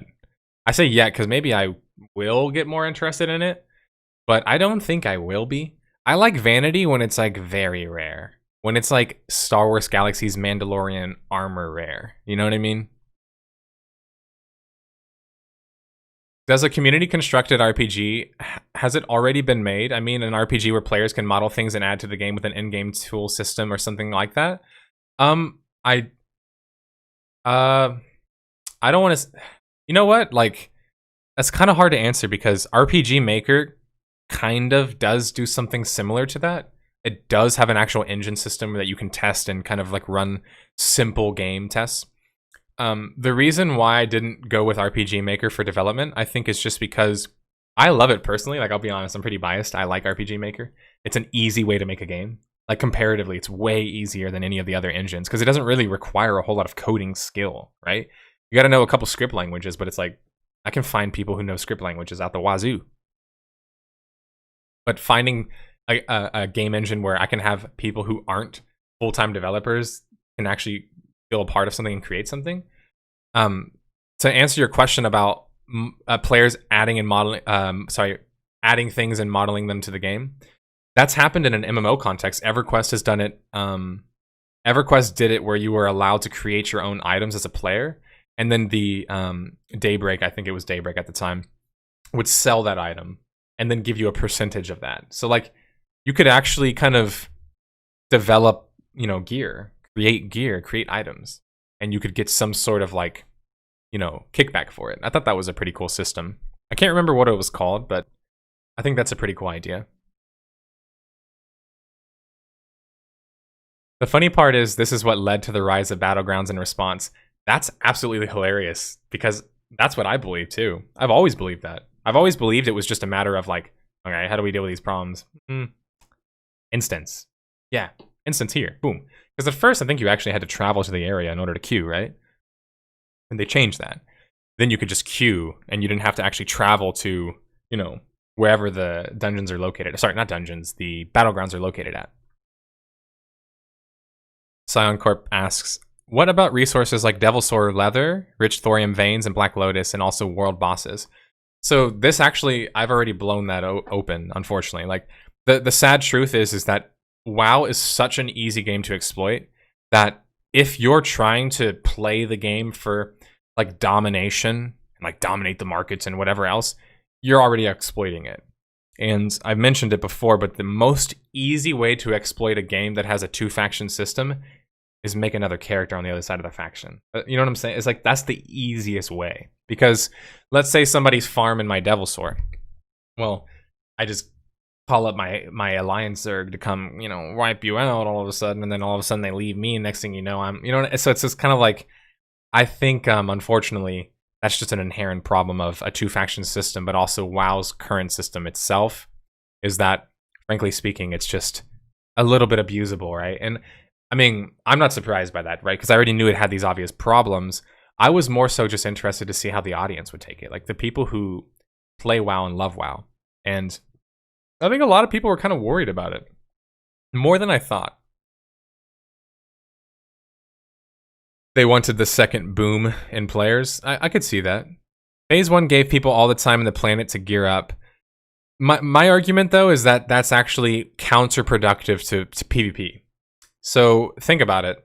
The purpose of WoW is to level from 1 to 60, correct? Then the purpose after that is kind of whatever you want, like raids, dungeons, PvP, whatever you specifically want. But at some point, as you're playing the game, you level up from 1 to 60. During that time, you are getting new abilities, you are testing out new specs, you are getting new items. You're constantly evolving, constantly changing. And yet, how are you supposed to be expected to create a PvP experience that's meaningful and actually functions properly when now you're saying months after the majority of the players who've gone through the early experiences have already gone past those points? Like, if the majority of your active players are already at level 60 or 50 or 40 or whatever it is, right? You've drastically decreased the chances of them having PvP now because they don't have to be out in the world as much. It's simple logic. Like, if I'm 1 to 60ing, I have to be out in the world. When I'm 1 to 60ing out in the world, if honor is enabled, that means that there's some level of like threat between me and the other players. When I leveled, mostly, I didn't have a whole lot of threats because honor wasn't existing. So my 1 to 60 experience, I have tons of PvP fights that I've recorded, don't get me wrong, but that's because I sought them out, right? Like, I was killing people. Like, if I didn't do that, and I took most people's approach, which is just wait to max level to PvP, I basically would be doing an inferior open world PvP, which is kind of what it's felt like so far. It's like, why didn't I have this experience back then when I was actually having to be in Winter Spring, leveling? Or when I actually had to be in the Blasted Lands? Or when I was actually spending time in Gadgetzan? Or when I actually had to sit outside of Scarlet Monastery? Or when I actually had to go to Burning Steps? You know what I'm saying? Now I only need to really go there if I want to get the gear. If I want to go zerg down some people. Or if I want to go do a raid, right? And that's kind of the thing for me, is it's like, I don't know how they necessarily fix that. I don't think you can. I think it's just how the game is. But I couldn't disagree more with them waiting for phase 2 to do honor. I'm diametrically opposed to that. Maybe on principle, but I'm diametrically opposed to that.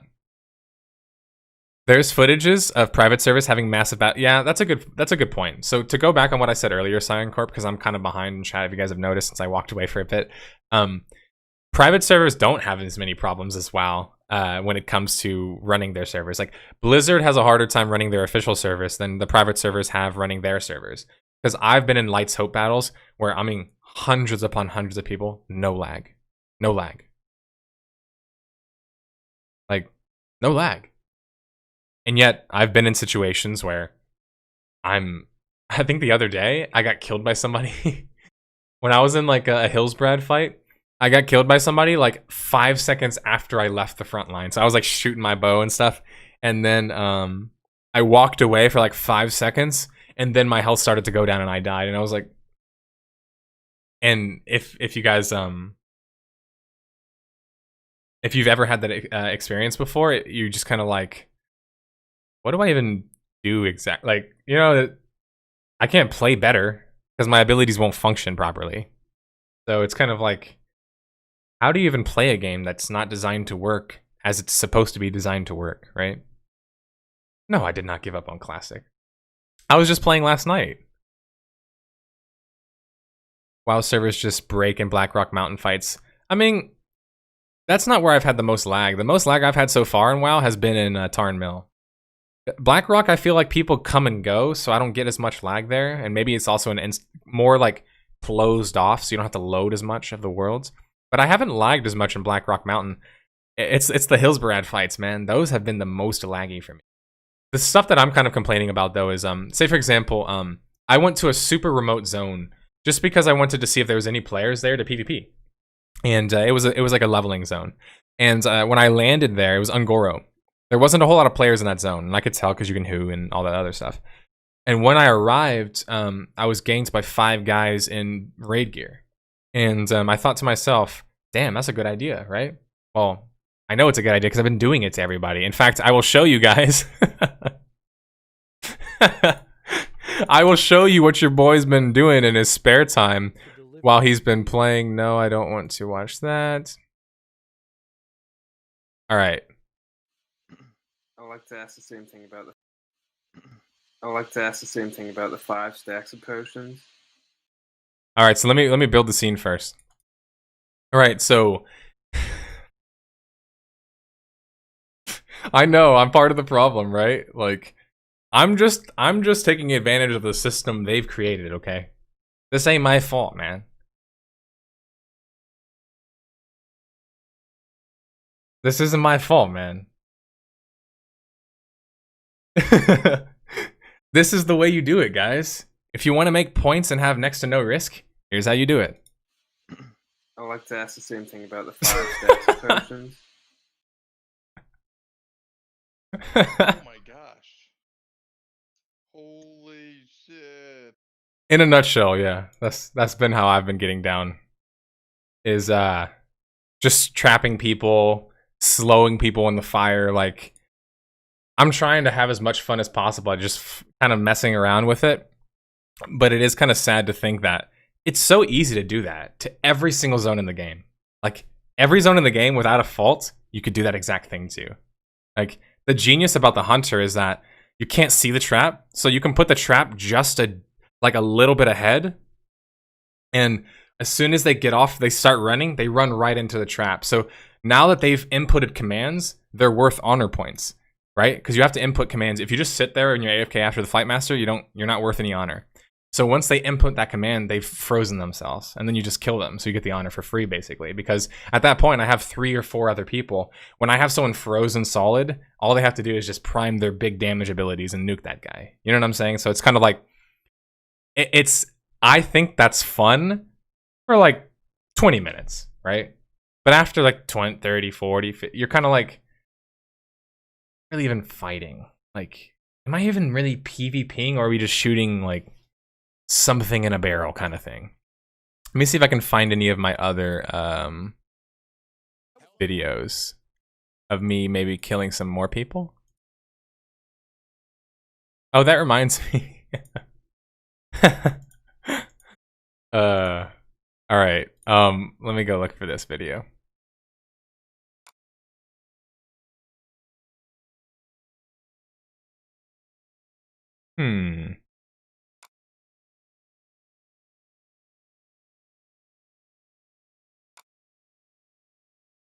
All right, here we go.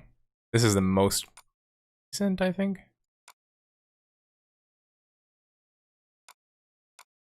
Sorry, those who are watching on podcasts after the fact. You're not watching it live. I know it's always hard to make it also super enjoyable for you guys since you're kind of disconnected from the experience. I'm trying to remember exactly where I put all my video footage. Where is it? Damn it. Because I just recorded something funny the other day. Oh, here it is. Okay.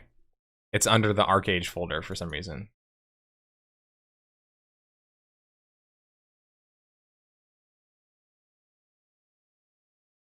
Alright, let's go. Hi, YouTube. Come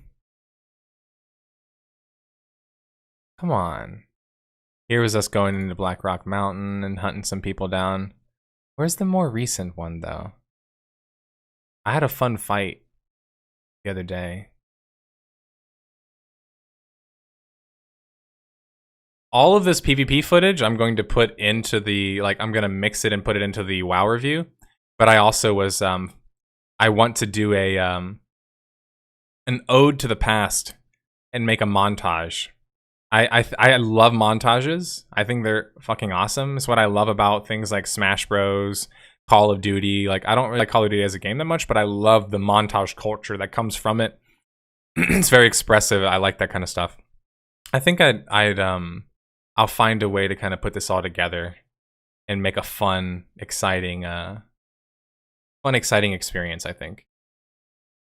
Maybe to give you guys some of the perspective of me as a player and what I like to do and what I find fun, because we will get ourselves involved in a lot of crazy dumb shit sometimes. And I guess what I think is the most funny aspect about it is that although I'm a big PvP player, like I find that stuff very enjoyable. I also I just find, like, here we go, I found it. I find the thrill of all of that stuff also super enjoyable. So it's like, this was the first day, and as you'll be able to kind of realize here, the lag was so unbelievably bad that people were just kind of slideshowing everywhere.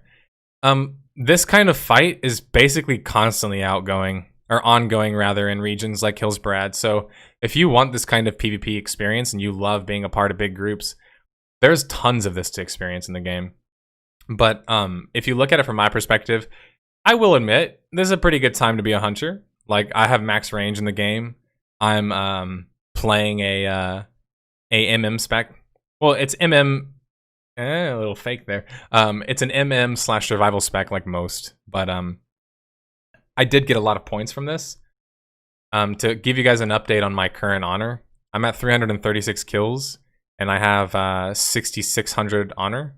So when I did the math, I have 3 times less honor. Sorry, twice as less honor than the guy on my team or in my guild who has 3 times more kills than me. So what that means essentially is that everyone's so focused on big Zerg PvP, but you barely get any honor from it. The best honor in the game is from solo kills, from duo kills, right? But solo and duo kills are far and few in between. Why? Because leveling. So I've almost even been thinking of, like, because phase 2, I've been thinking of, like, making a new character and playing as a druid. I need to find a couple other people to play with, because I wanted to form like a little squad of players where we all play druids and we all play like different druids, but we play together. You know what I'm saying? Like, I was thinking of like some fun, like, I like things like that. That's what makes MMOs exciting for me, is like finding ways to keep it fun. And I was like, I like playing the druid. It's actually my most played class in all of WoW. It's the class I'm the best at, but I played the hunter in WoW because I like the hunter a lot more in classic WoW than I like it. Than I like the druid. But I was like, man, I like stealth, and I want to mess around with some players. So I want to find a squad of other rogues. Man, don't go make your own group, man. I want to make a druid group. All right, I want to make a kitty group.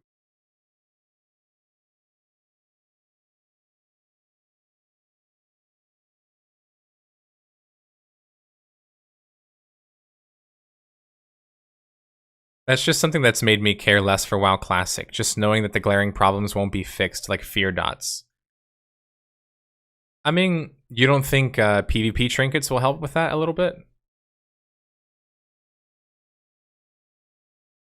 Any good Ezrants? Yeah. They haven't gotten me yet. I know they're going to get me. There's still 38 of you guys watching me right now. You're going to get me. I know you are. The moment you buy a Viper, I'm out. Yeah, I just brought up the Viper because it's what my rich uncle, which is not related to me directly, by the way. So wealth doesn't run in my family, if you're wondering, but my Egyptian uncle, he's got money. He's always been obsessed with Vipers. Not sure why, but so that's why I thought Viper, I guess, because I was like, what's a money car? Viper. That's the first thing that came to mind. It's funny how boring the Alliance races are when you think about it. I think in totality, yeah. But like, if you're coming from Warcraft 1 and 2, like I did, I think you're a lot more willing to kind of look past that. Unless you're one of the lucky classes with Fear Break on your trinket. Yeah, that's a good point, because I forgot not everybody has the Fear Break on their trinket. Oh, man. It's funny because, like, I had this idea that Warlocks would be insanely overpowered because of that, but I couldn't bring myself to play the Warlock because I found it so boring. So, like, that's one thing I kind of dislike about myself in a way, is, like, I am very personality driven when it comes to playstyles. So, like, even if you tell me something's the best, I can't just play it because it's the best. I have to also play it because I like it. Like, I think that's a little bit of a flaw of a personality, because it's like my personal desires outweigh what I consider to be meta, but I make up for it, I think. doing it my own way. No, not saying you were, to go back to what we were saying earlier, LEMPOSS, to not say that you are a person of sweat. You are just a sweat brother, right? You're a hydro homie, if you will. You're somebody who drinks water and understands that working out and sweating is a natural part of that.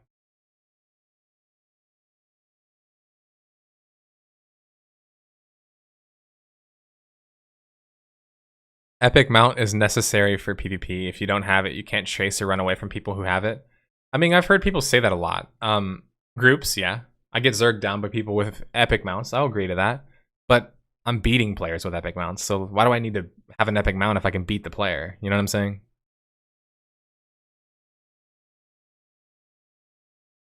It did a pretty good job at containing the PvP nuts. I guess I take that back. For Zerg PvP, I agree.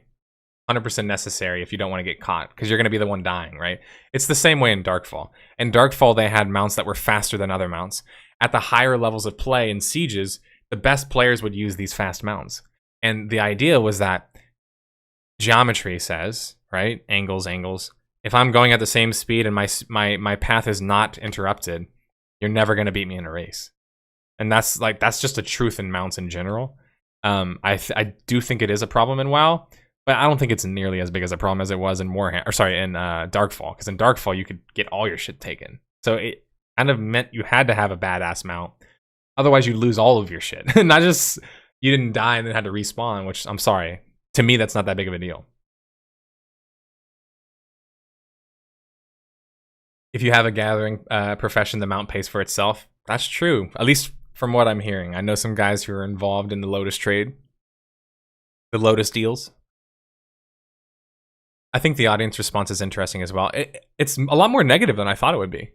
Can maybe one of you guys speak about that? Like, I'm curious what your opinions are. Like, did you guys expect the classic WoW audience to act this kind of negative after all of these changes? Because, I don't know. Personally, so far, I've been kind of taken aback by more so how negative it's come across. I'm talking about Phase 2 and PvP, and sorry to be specific about it.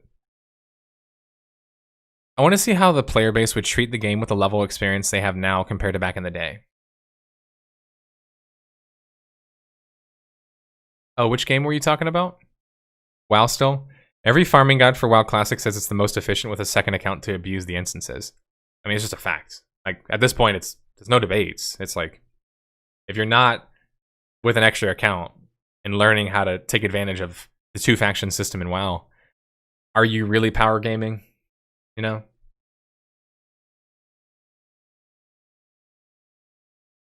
I'm just glad that Grobulus isn't that competitive. It isn't that competitive. Like, largely, I would say, like, the players there are more about experiences than being, like, the best, right?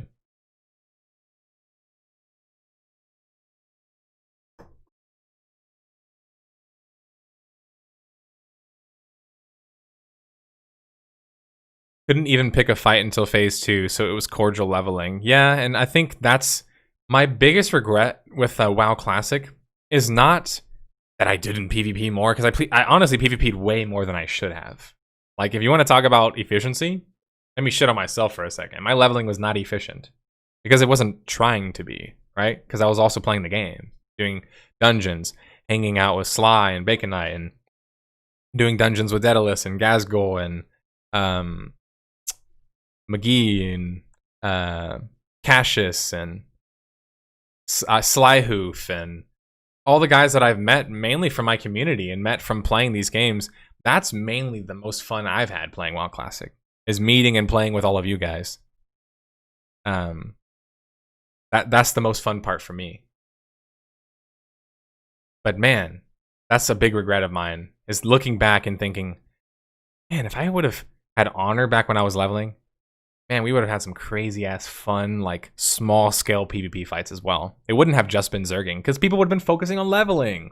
But when you're not focused on leveling, what do you do except zerg? Like, go grind, I guess?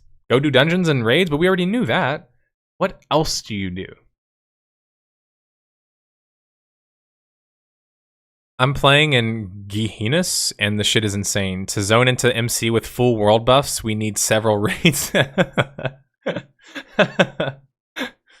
I haven't been, honestly, I haven't been inside in like a day or 2 days. I haven't been inside of BRD in 2 days. So I used to go there solo all the time just to fuck around and kill the mobs when I was leveling, but I should go check it out sometime today, like see what it's about. Oh, okay, so Daedalus was asking pin 0, sorry. I'm so far behind you guys. Ungoro is infamous because Devil Stars spawned there, so people control the zone. Yeah, it makes sense, and I mean, what they were doing, I can't hate them from like a efficiency standpoint when they were camping my corpse at the Flight Master and anyone who would come, because I've done the exact same thing, so.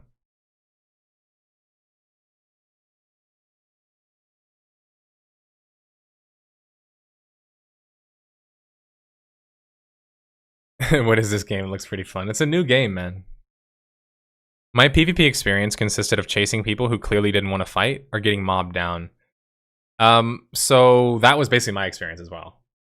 Sorry. I had early on, like the first week of WoW, I had really good fights.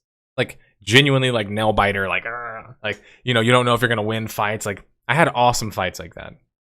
And then it transitioned to like level 30s and 40s, and I noticed nobody wanted to PvP anymore. And then it was just like I became a nuisance. One time I killed I wish I recorded it, but one time I killed this guy and he legit just stood there. He was like, you know how when you have like a character model that's not assigned any animations and it's just statically standing, like that's what he was doing as I like killed him. It made me feel like I was violating the guy.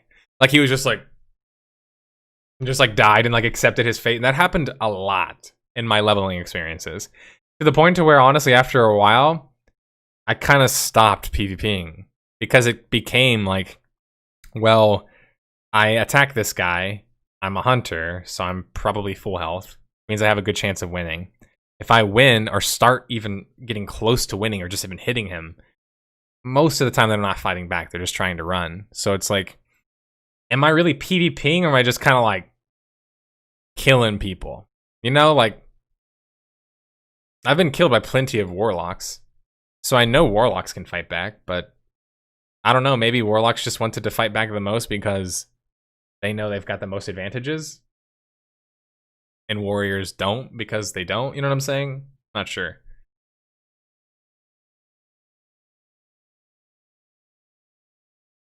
Remember ironic montages? Those are some of my favorite. Like the whole like Dorito montages. Hillsbrad is basically an open world battleground. I actually like it. I think that's a pretty fair way to describe it. I think I would agree if there was an actual point to being there, I guess. What's the actual point in being there?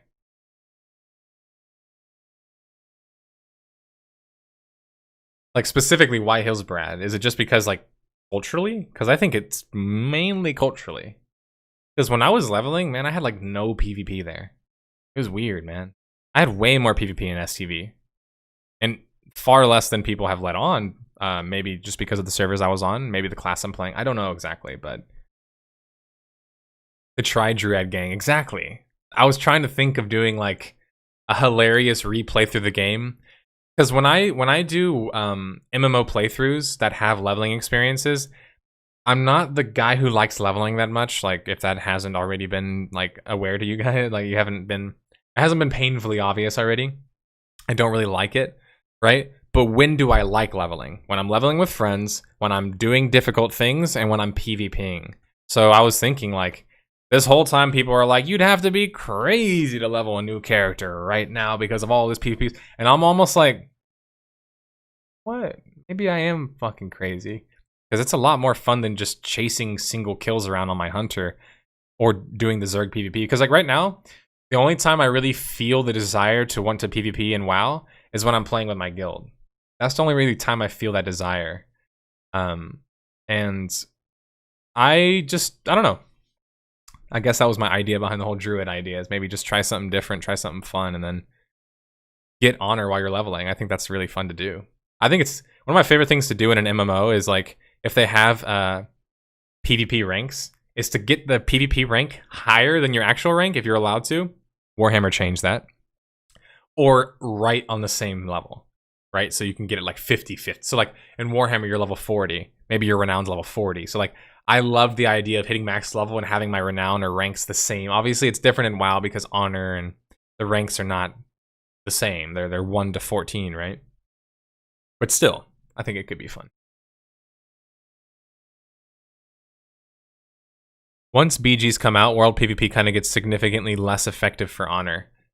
And here's the worst part, guys. Here's the worst part. The worst part is whenever Battlegrounds come out, I think even I won't PvP in open world as much. Because who the fuck am I going to PvP? if all the PvPers are going to the instances, even if that's not my preferred way to play the game, I've gotten down many dozen hours on you know, full-on Battleground sessions. I'm not against it. I'm not above it. I like instance content when it's good. It's just my problem with it in WoW is more so that I see it as a bit of the death of the open world kind of stuff, you know?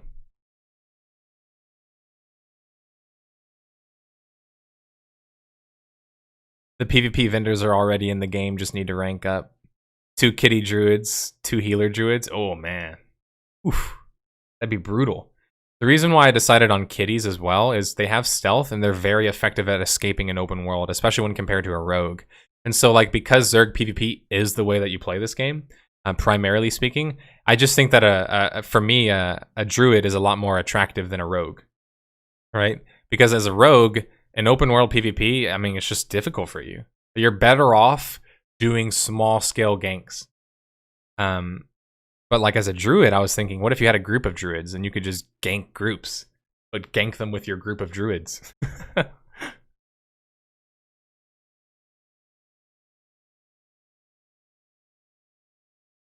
Warlock is very brain dead when it comes to PvP, especially in 1v1. Yeah, look up Hydro Homie, LEMPOSS. It's a subreddit, hilariously. How much does the epic mount cost? Because I have about 200 gold last time I checked. And I spent a bit of it. Maybe 150 or 160 or so.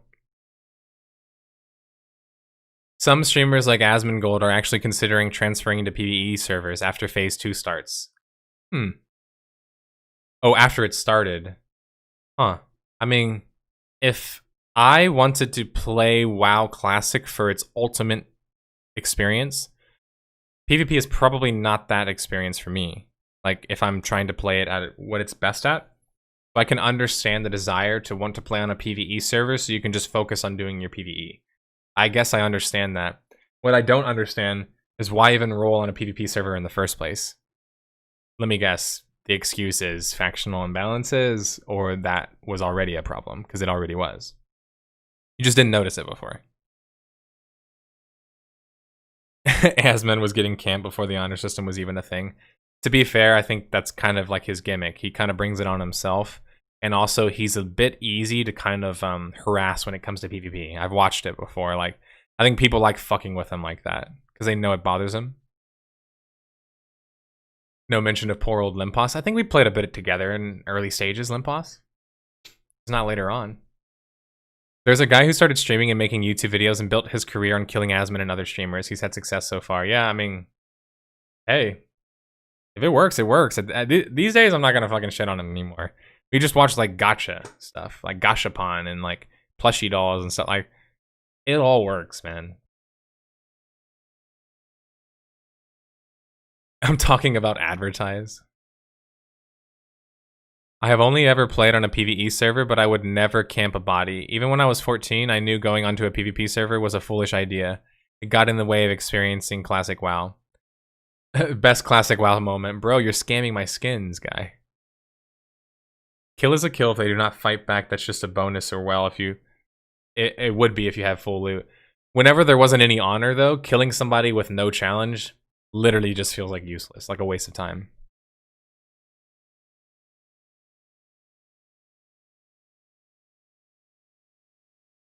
It's a culture thing, but it's also the Horde and Alliance towns are close to each other, and they're the capital, or close to capital cities, which make Undercity, and yeah, I see what you're saying, Stormwind.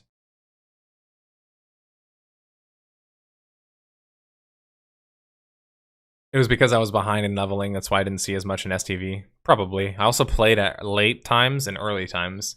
So I was either with the people who were falling asleep or the people who just woke up.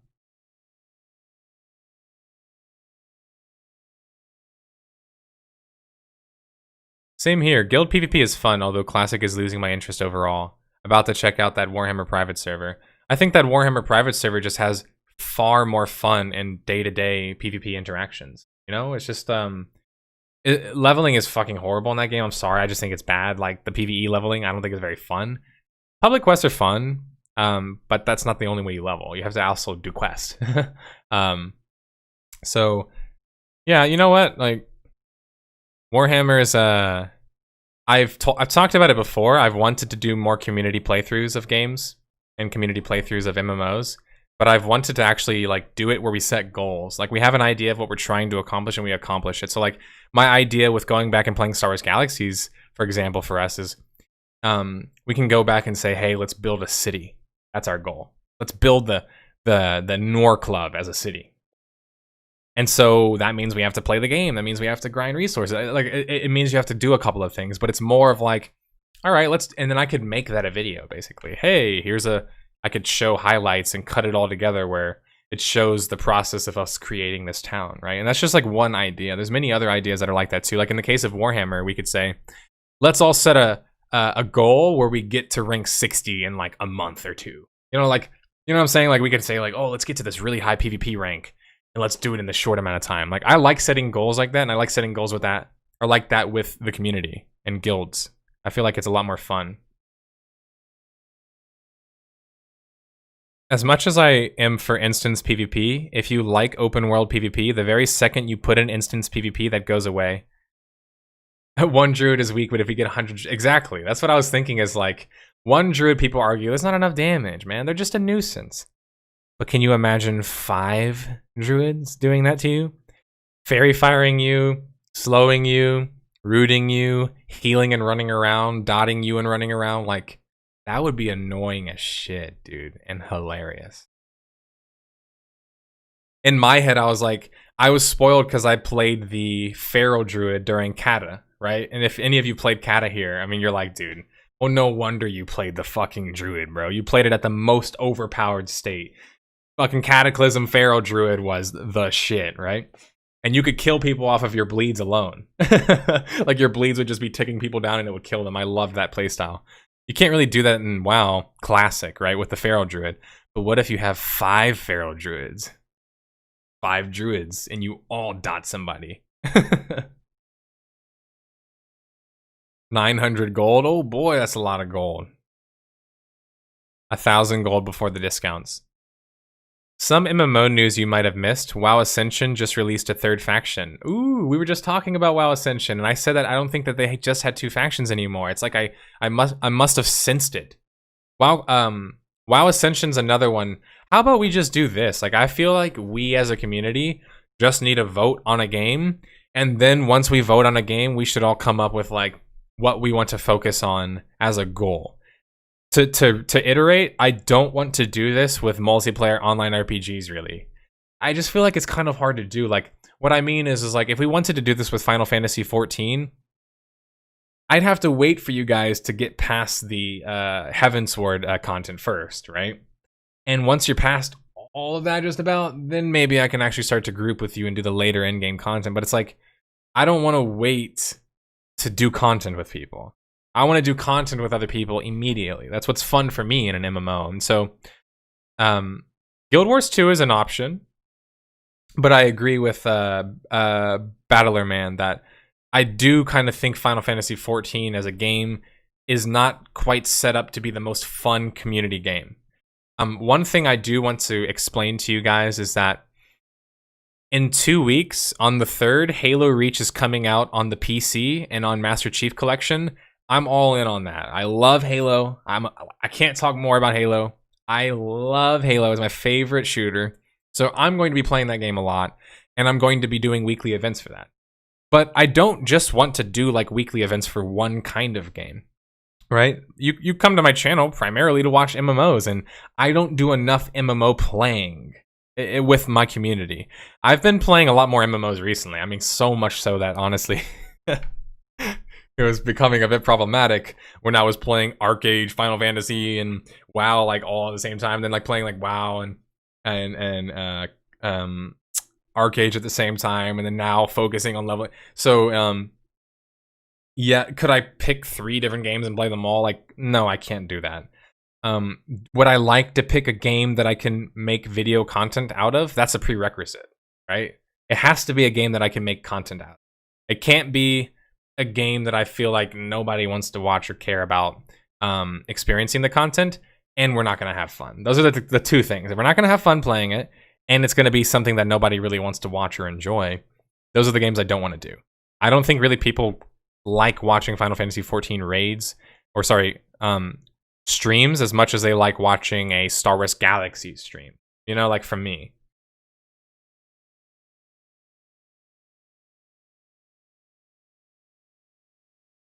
Some MMO. Oh, so to go back to what Sacreletius would say, or said rather, WoW Ascension's one of those fun ones that I think that we could do a fun idea with. We could come up with a goal, and I think this way is the perfect way to make sure we all feel like we're on the same page.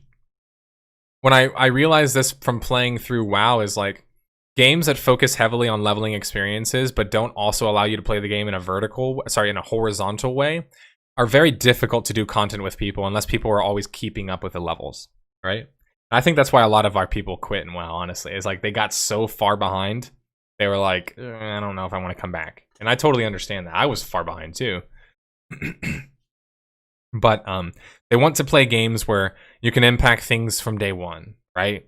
And I think that's going to be part of the prerequisite for the games that we vote on.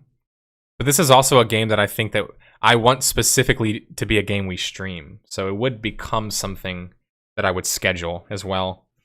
And that's because I want to do that with Reach as well. Halo Reach, the day that I'm going to pick for Halo events, I should say, is probably going to be maybe like,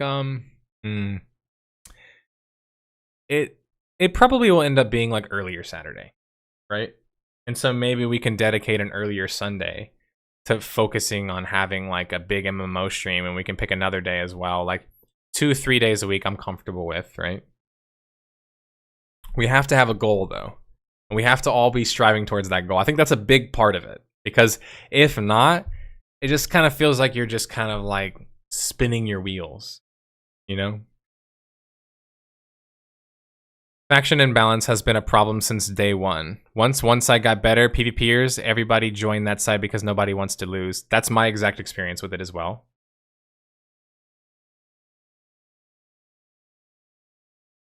People killed people to be a dick. So to be honest, I'm a super dick. I get rewarded in camping people over and over again. I mean, that's what's rewarding to you. I'm not going to judge you for it. MMO PvP is ultimately griefing. In the grand scheme of things, you're just there to flex on the enemy. Can always play Eve with you. Goal complete domination of 0-0. I hope you got 5 years of free time. Oh boy. Yeah, I don't. I do, and I'm making a game with that free time. Make your own achievement, exactly. And I think that's a big part of how do you have fun when you play an MMO with other people? Well, they have a goal, right, as a collective, and you have a goal as a person.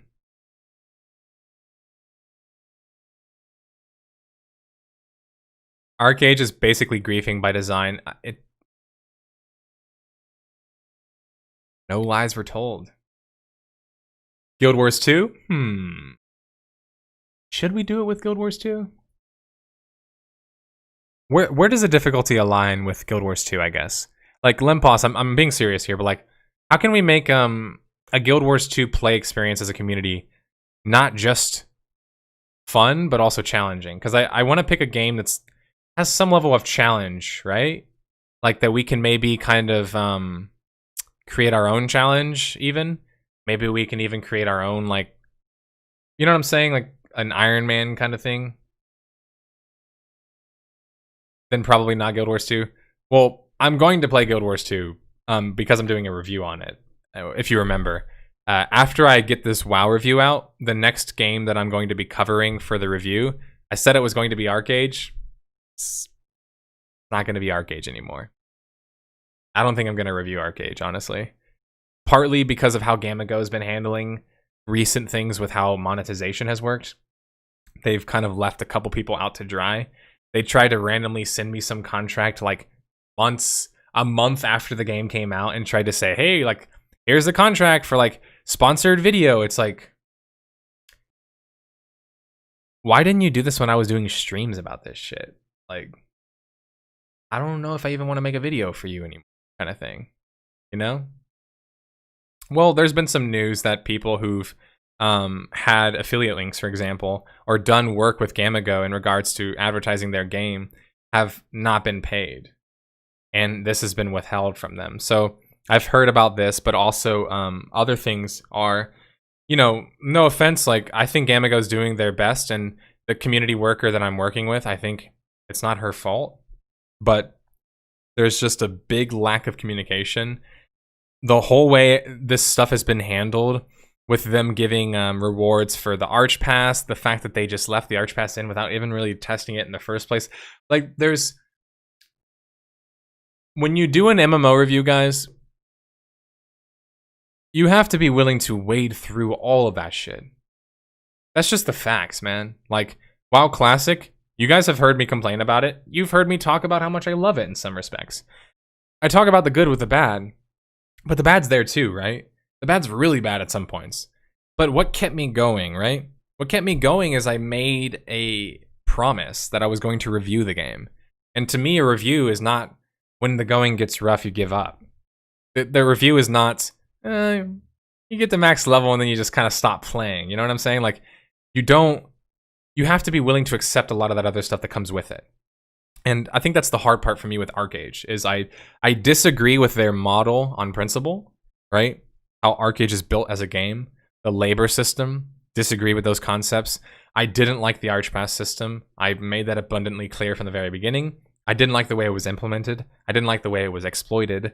I didn't like the way people got banned, then unbanned. It's kind of like, there's just a couple of things that have been handled in that way. The thing you have to realize about ArchAge is in some ways, it very much becomes a zero-sum game. And what I mean by that is, Pin Zero said it earlier, and he's absolutely right. It does feel like a game that it's just designed to just gank people in. Isn't that weird? Like, even me, the guy who has been playing full loot games since I was like, I mean, shit, like 20 years ago, I was 7. That was the first time I ever played a game where you could drop your items in. This is coming from this guy. I'm saying ArchAge just feels like it's kind of like you're just ganking. That's kind of like the end game. And it's like, that's not really that fun for me. The leveling is very boring. Like, ArchAge's leveling is so bad, even though it doesn't take nearly as long as WoW Classic's review. I'm not kidding when I say this, guys. I'm being 100% serious. I would rather level up another character in WoW than level up a character in ArchAge. No cat. I'm being serious. I 100% would rather just make another WoW Classic character than level up an ArchAge, man. Like, I think LEMPOSS, you mentioned it as well. It's just a grind, dude. There's no way about it. It's just a grind. And it ain't a fun one. The leveling in that game is not really that fun. The combat's pretty good. You guys have heard me wax poetic enough about the combat system, right? But how do you balance for a combat system that's based around a boring leveling system and endless progression where essentially gear is always the most important thing, right? Well, that's kind of what I realized is like, unless I was going to take the game seriously from the perspective of like, 20 hours a week minimum kind of thing, and playing with a dedicated group constantly, I wasn't going to have fun playing the game. And I noticed that there's just other games out there that I'd rather play that I think can do a better job of what that game did, or is trying to do. Final Fantasy XIV would need a 2-month buffer. Yeah, I know, and that defeats the purpose, because this isn't necessarily tied to the game that I'm reviewing. If I end up doing a review on a game, honestly, this would be a fucking kick-ass way to do it. Like, if we went back and played Warhammer on a private server and I did a review on it, like, how fucking awesome would that be? to go back and see like a classic review of a private server, but in the modern day with all of my modern production and analysis, because I didn't have any of that shit back when I was playing, right? So you wouldn't have got a 30-minute video back then. You would have got a 3-second video. Halo is going to be cross-platform, yep. Can I post a link about the Feldtouch faction? I believe somebody can give you permissions. WoW Ascension has my interest as well. It just sounds interesting. Project 1999 Teal, hey, I played Project 1999 and I enjoyed my experience. So I'm totally open to that as well. Can confirm lost half my friends in Classic. A Club Noir Minecraft server? You know what I was waiting, Scion, is I'm waiting for Hytale. As soon as Hytale comes out, I promise you guys we will have a community server. I promise. Like, the game looks fucking awesome, dude. So, whenever Hytale's out, I will have a server, I promise. And if one of you guys want to be an admin for it, hey, I'm totally down to have somebody volunteer, because I don't have the time to admin, that's for sure. I play on Resolute Draft Mode in Ascension. Oh, what's Resolute Draft Mode? I forgot about today's stream, finished exams, and have lost track of time. It's okay, I'm still here just shooting the shit with you guys. What games have guild-based objectives that are easily accessible? Guess what game, guys? Guess what game? Warhammer, baby! Yeet! No, but also Elder Scrolls, I think, has some guild progression mechanics. I believe Guild Wars 2 does as well, right? Don't they have the banner system? Or am I totally misremembering that, LEMPOSS? Doesn't Guild Wars 2 have some kind of banner system? Or am I just, like, completely off?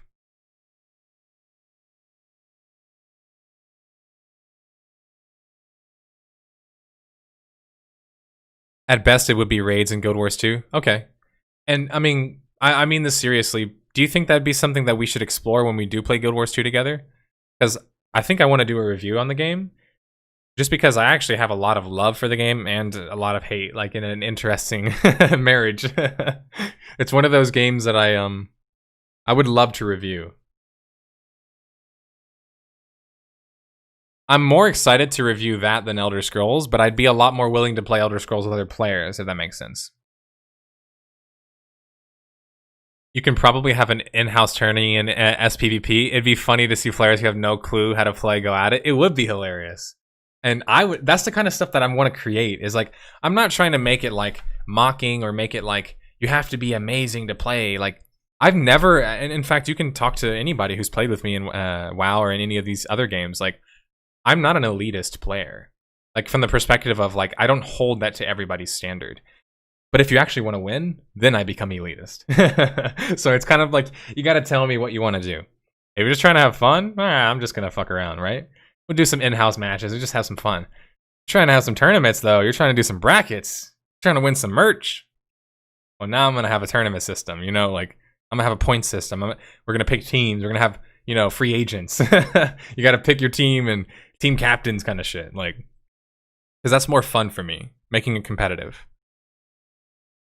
None of the free-to-play MMOs are appealing to this idea. I think that might be true, but I don't want to 100% say that that is true yet. I need to do some more searching. Hey, Peon is loving ArchAge, which I think is awesome. Oh, I know. Speedrun 100% map completion Guild Wars 2. What if when we did a Guild Wars 2 playthrough, LEMPOSS, what if we did Iron Man, where if you die, you have to make your character... I don't know, just something to spice up the leveling in that game. Because I don't think it's very difficult, so what if we just found a way to make it difficult on our own? By the way, LEMPOSS, my friend Sam, who I don't know if you've met yet, I saw, he also is very interested in playing Guild Wars 2 whenever we do that. So. Iron Mans are something that I want to see brought back. I think they're kind of a lost art. They're kind of dying out a little bit. Maybe not in speedrunning and not in like ARPGs, but I think MMO, like, Iron Mans aren't really as popular anymore, right? How dare you, ArchAge endgame is getting a ship and that's the glorious endgame. Yeah, it's like I got my ship and I'm kind of like, now what? The issue with games like ArchAge is that there's almost no repercussions to ganking constantly. That's why when Pin Zero said the game seems like it's designed to be ganked in, dude, I'm not even kidding. I honestly think that's 100% the best way to put it. ArchAge feels like the game that was designed to be ganked in. I don't know why, man. It's just, isn't that interesting to think about? I've played more hostile games that didn't feel as like gank centric, you know?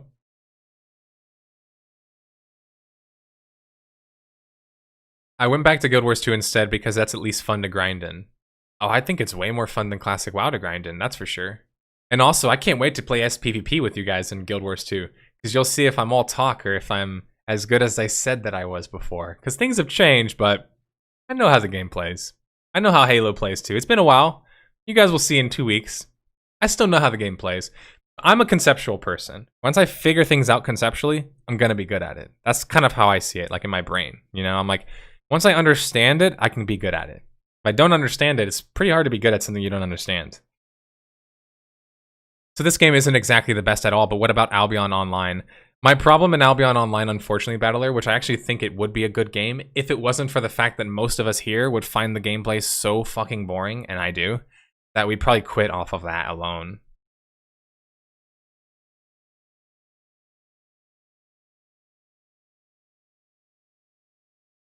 I dislike leveling in Classic and ArchAge. I just feel like these days I value my time more. I don't know, in years past I probably would have gone through it, no problem, or at least not minded it.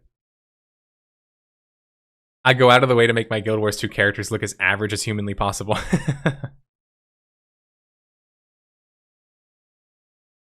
Survival games like Ark, don't play or like them, could be a cool community server.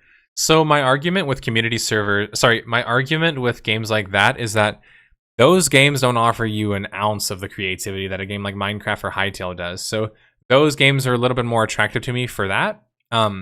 What I want to say about games like Ark is my biggest problem with games like Ark is just like in a game like ArchAge, the game just in Rust. By the way, I have hundreds of hours in Rust, so like in fact, I had a community server in Rust, so I was pretty big into that for a while. But those games are fun. There's enjoyable experiences to be had in them. However, you spend a lot of the time building a base that can't be raided and then gets raided when you're not even there. So like, in a way, you prepare all this energy for rah rah rah PvP, and then that homeboy sneaks in the back door and takes your stuff and avoids you, and it's kind of like, all right, so I get that. You don't want to fight me, you just want to take my stuff. I get that. But why? It gets wiped anyway. What the fuck is the point in taking my things and not fighting me? Just to have them to fight other people, I guess, and stockpile them so they can then be wiped? You know what I'm saying? Like, so I think games like that can absolutely work. And like I said, when Hytale's out, dude, 100% I'm all in.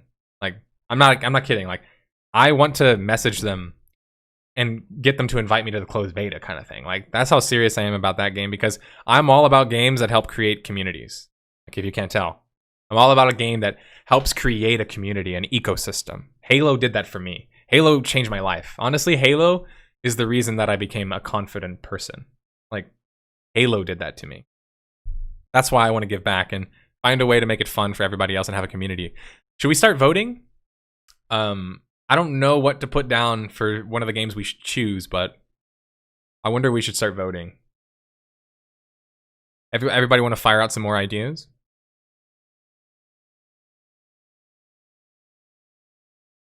WoW Ascension is really quick to level up in, so I think it would be fun to spend at least a few game days on it. Hard grind leveling.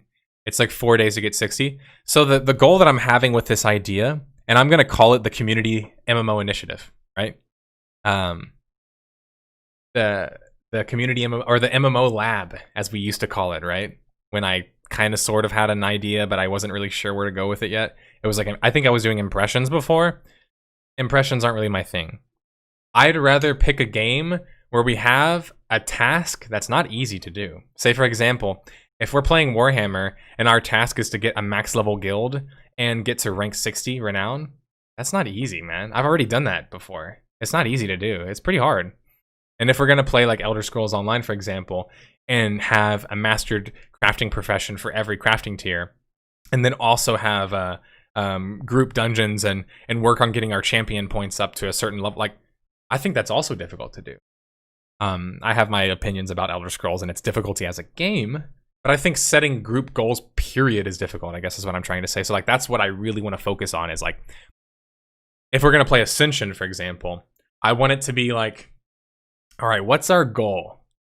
Like, what do we want to do here? Like, should we create a group of players who all have this, like, interesting way that our abilities and, like, builds kind of mix together? And then just, like, call us, like the druid idea I had, right? Are we playing a game and then picking, like, a similar class archetype? Are we coming up with, like, what's our goal, is all I'm saying. There needs to be some level of difficulty there. In fact, let's open up the text file, right? It's not a stream if you're not opening up a text file. So it's like the community MMO lab, right? Where you pick an MMO to play, and it has to fall under or not fall under these categories. So it has to fall under these categories of, has to have some level of difficulty, right?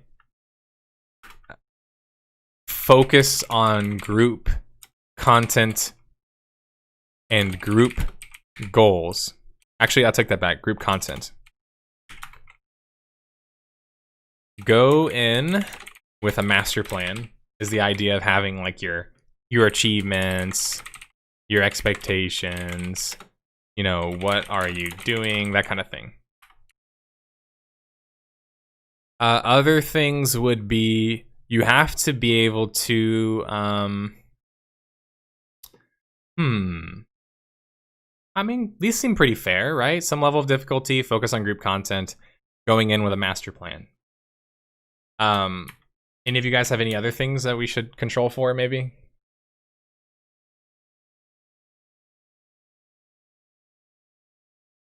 Resolute mode is 1 times vanilla XP rate.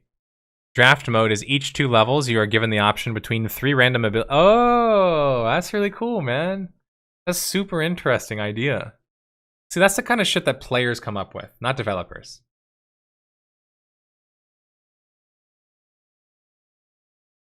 It's up to 60, but the abilities and systems are based off of Wrath the Lich King. Did you end up talking to Peon about when he got into PvP? And if it was due to Black Desert Online? Well, I did personally. Sorry, I don't remember the last conversation we had every hole. But I did talk to him about that personally.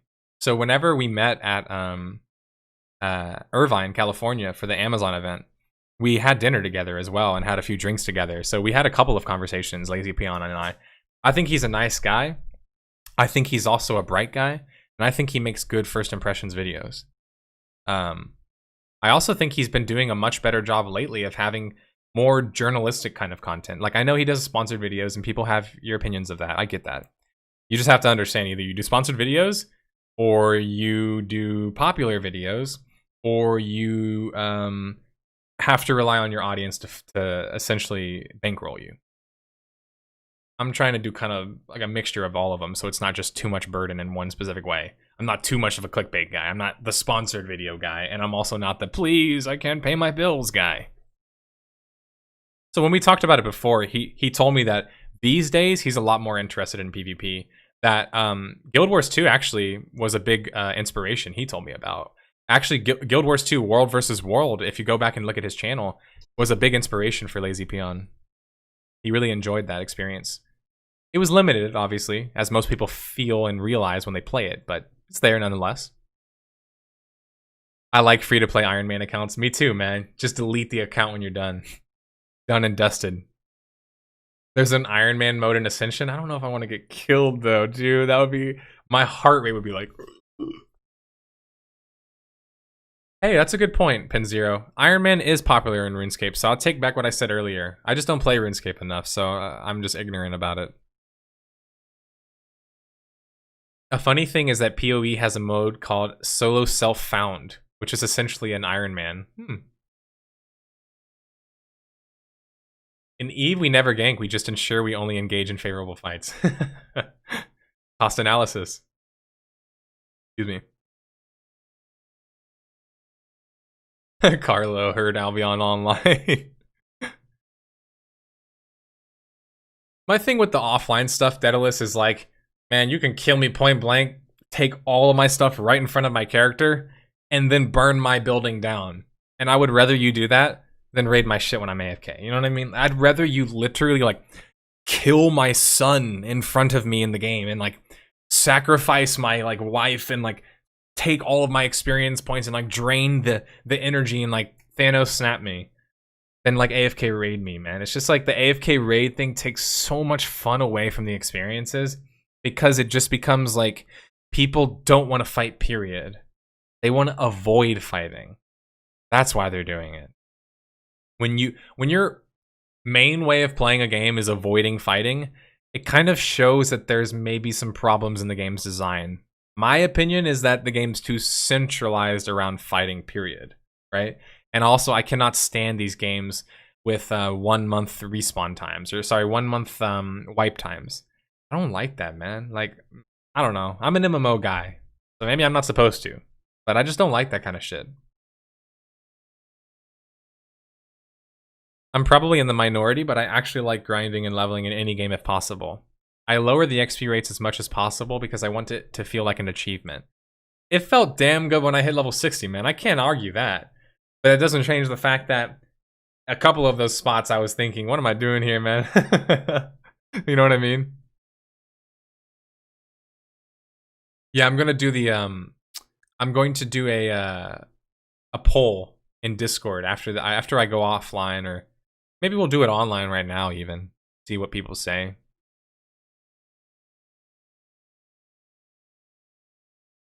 Why do so many MMORPGs have such a lack of proper guild implication? I think it's because MMOs have ceased to largely be MMOs. You know, it's like, it's something you kind of hear me talk about, but it's like, I have this video that's coming out, of course, you know, by next week I'm editing myself. The Rise of Mobile MMOs is the name of the video. The Rise of Mobile MMOs is kind of like, for me, a perfect example of how watered down the word MMO has been. To the point to where it's used for a genre it literally doesn't even apply to. You know, like, by definition, it can't apply to it because you can't actually have 500 to 1,000 players on your phone in one area.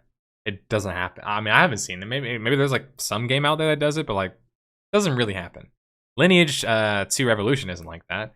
Lineage Mobile isn't like that. MapleStory Mobile isn't like that. Blade and Soul Mobile isn't like that. Black Desert Online Mobile isn't going to be like that. That was announced recently. Perfect World Entertainment was also announced for mobile. It's not going to be like that either. See what I'm saying?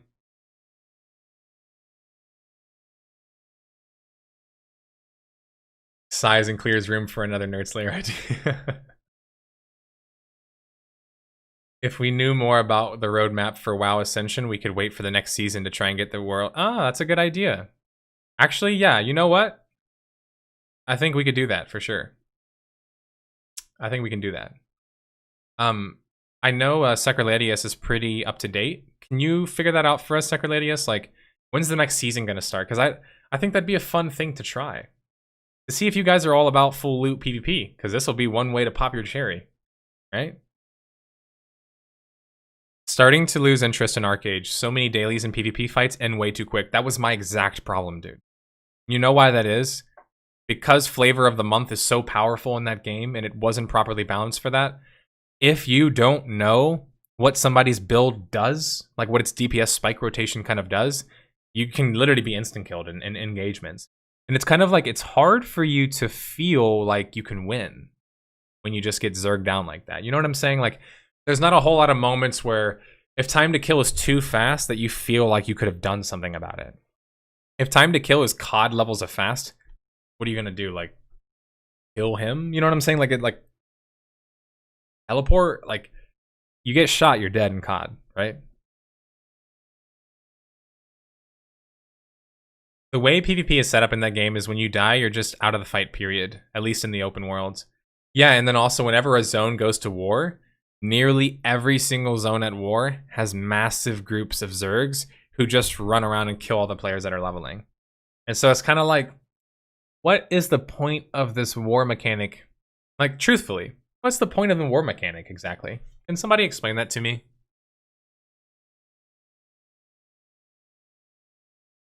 For fun, I guess? For the XP that you get, the bonuses that you get But is there an actual point to the war itself? No. I think that's kind of why I don't like it. It feels more like a giant arena. He still needs your, yeah, so Patreon and Twitch support people. Yes, if we all want more NS content, you have a Twitch Prime sub, I'm sure right now that maybe you're not using. It's free, right? If you have Amazon Prime, you have a Twitch Prime laying around somewhere. I need to make sure to ask you guys to give me Twitch Primes every stream because I never do. And honestly, that's like the easiest way to get people to Twitch Prime sub. It's like a no-brainer. So yes, Card's right. Card's my #1 shill. Card is the reason why I even think about shilling sometimes. I need to get better at that though, I know. I'm not much use to you guys if I'm not making enough money to support my content. That's for sure. You heard it here first. NS doesn't like wiping, if anything, man. I'm an extra wiper. I'm the baby wipes wiper. I really need to pay attention to the modes in Ascension. A fun goal in old school RuneScape would be an Iron Man and create a self-sufficient community. No trading outside of the community or anything. Ooh, I like that idea, man. Somebody write that shit down, Nicholas Pencil. That's a great idea. Because I've been wanting to do a RuneScape playthrough. And I've been wanting to test out some MMOs on my phone, you know what I mean? But, that's a great idea. I love that idea. Because it basically means, like, we can create our own ecosystem as if we're the only ones playing the game. So, like, if we don't end up having the resources, it's our own fault. So we can just, like, as a guild and as a community, like, fix the problems. Like, if we realize, man, we don't have any fish, like, what the hell are we gonna do about that? Hey, it's Pablo the fisherman. Like, you know what I'm saying? Like, oh, we don't have enough armor. Hey, it's the armor smith. It's, what's another generic name? John the armor smith.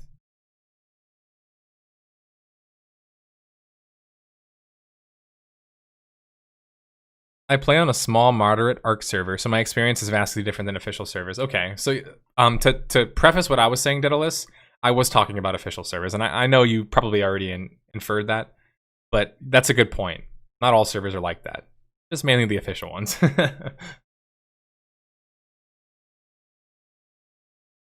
Anime shitlord. Hey, NS, just popping in to say hello. Don't just much left on my break. I know what you were saying, man. What's up, Anime Shitlord? Good to see you. I'll PM you on Discord about Ascension. It does have a roadmap. Okay.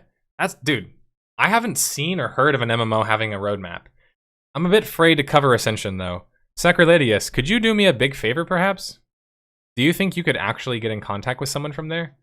If I have to do that, and you can use my name if you need to, I'd like to talk to somebody about that. Like, I'm curious, like, because when I did a Toontown video, I talked to Toontown Rewritten first. I was like, hey, just like, this is cool that I cover your game, right? And of course, they're like, duh. Yeah, we want you to cover it, kind of thing. They're sending me merchandise, kind of thing. You know what I mean? So it's kind of like, I'm curious about the developers over there for Ascension, and I wonder if they're okay with me covering it, because, I mean, I'd love to do a video that talks about this kind of stuff.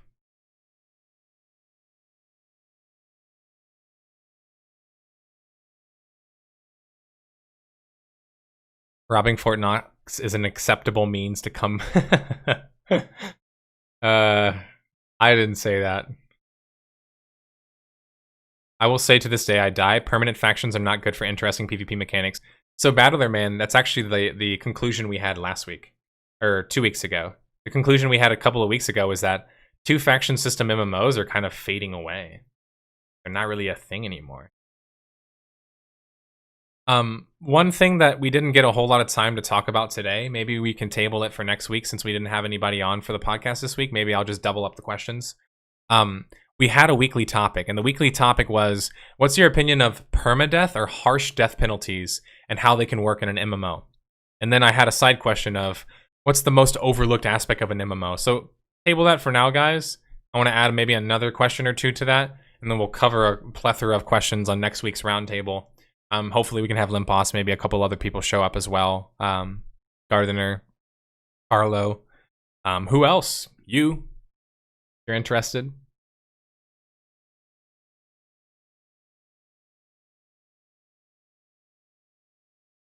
Oh, I see how it is. Yeah, no, exactly, dude. I'm honestly, like, I'm pretty fortunate, and I feel like it's because I have a small audience. Like, not a lot of people watch me on stream. But I'm pretty isolated. Like, I don't get a whole lot of assholes. You know, like, okay, we have plenty of assholes in our community. I'm an asshole. But what I mean is, like, people who... ignorant people. There you go. People who would say things like, me asking for a sub is begging, for example. You know what I'm saying? Those kind of people. Oh, yeah, speaking of LEMPOSS, thanks for the reminder, Card. Everybody, please, a giant round of applause and a couple of Fedora tips for your fellow and new first of his class official detective, LEMPOSS. So LEMPOSS was the first person that was promoted to his full role of detective. And essentially, to remind you guys of what these roles mean, you come in, you're assigned a role that's just basically like you talk to people. Then you're assigned a role, maybe you create a little bit of discussion. And then you have the junior detective. Junior detective role is a role that's given to people who seem more interested in actually having conversations, like having discourse, right? The detective is the next role after that. The interesting thing about detective is the roles that come after detective and then senior detective, and then of course the legendary detective. The senior detective and the the senior detective and the detective roles, you can lose those if you're not active.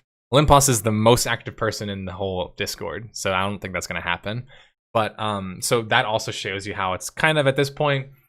I mean, LEMPOSS creates more discussion than most other people in the Discord. This is not to say, oh, LEMPOSS is better than all of you. I just wanted to give him a little bit of credit and congratulations for being a loyal, long-standing member of the community. Also, fuck you. So you remember that we're not just good old pals and everything. There's also like hate and bias man, as you would put it. Bias man always keeps us diametrically opposed. Or at least that's what the characters are supposed to show, right? I like the idea that LEMPOSS mentioned about the super biased people in the YouTube comments are like bias men's like they're like bias men's army.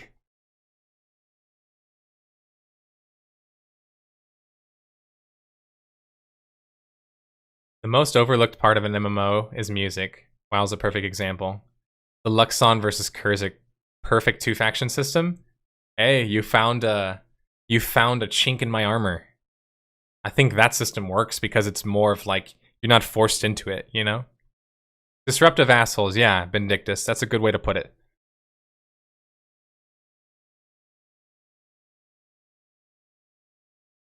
When can I get junior detective? What's your name in Discord? Keep in mind, spam is something that doesn't gain you ranks or keeps them. Proper Discord and debate is. He's right.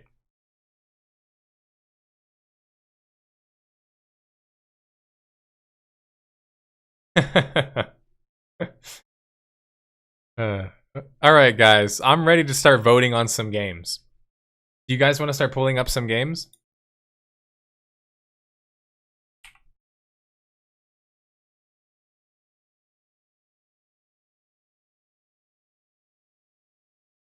Huh, so apparently I might have a buyer with my car. Huh. Interesting. I'll have to figure that out today.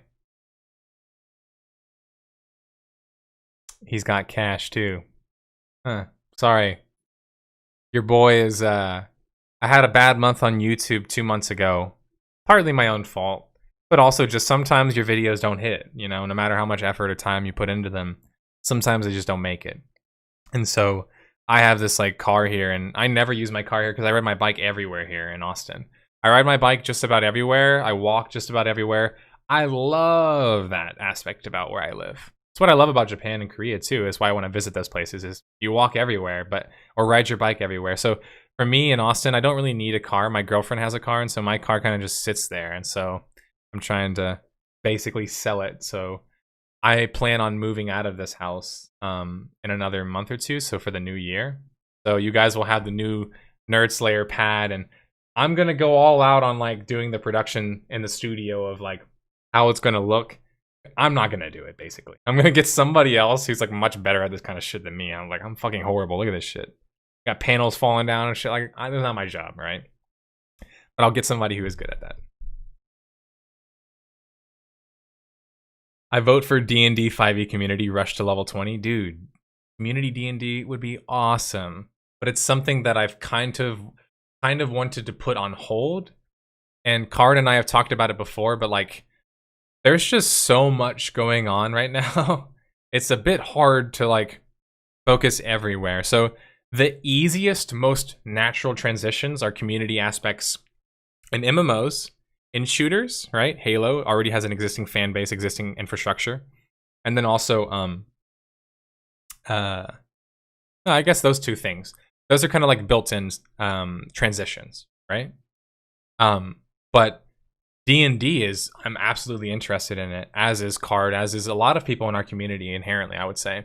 And I've even said before, like, I want to start doing tabletop videos and even start to explore different aspects of that. But I'm just trying to kind of like take my time and like slowly move, you know?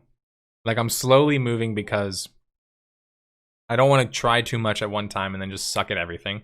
And I'm also still working on things behind the scenes. So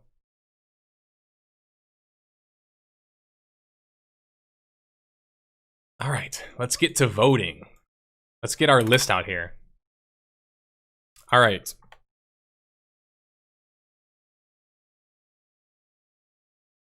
I'm gonna throw up some names I've seen mentioned on here. We can have some guesses and votes and all that sort of stuff. Don't worry, I'll do a straw poll. I'm just writing this all down here so I remember. Go ahead and fire some stuff at me too if you guys want.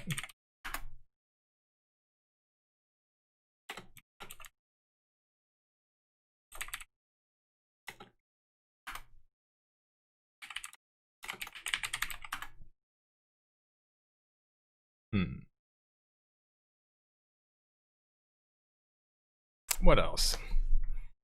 Elder Scrolls Online, Old School RuneScape, WoW Ascension, City of Heroes, Star Wars Galaxies. Elite is a good one. I feel like Elite's about as close as you'll get out of any of those three games that you mentioned. Just because the first one's not quite ready yet, and I'm not ready to buy into it yet. But I'd say out of those, I'm a little bit more interested in Elite just because of the actual combat itself. Eve is just, I don't think it's gonna happen. Warhammer, yeah, that's another one. Ooh, DOC now, free to play. Hey, Spamnom was watching earlier. Or wasn't and just knew that already.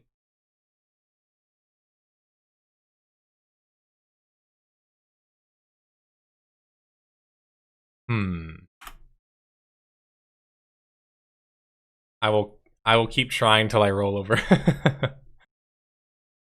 I mean, fair enough. All right, what other MMOs, guys? Like, should we pop up Steam and see what they've got? Oh, this is probably gonna be depressing. I feel like every time we do this, we get like depressed.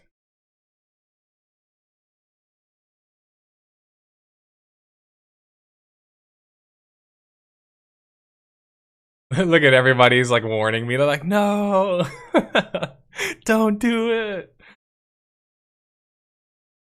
It's true though. All right, so these are the games on the list. I already have Elder Scrolls, and I do believe I already have some expansions. So at least I won't have to buy that again.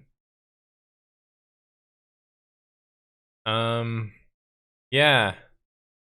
None of these other ones are doing it for me here. Any of these other ones on the list doing it for any of you guys?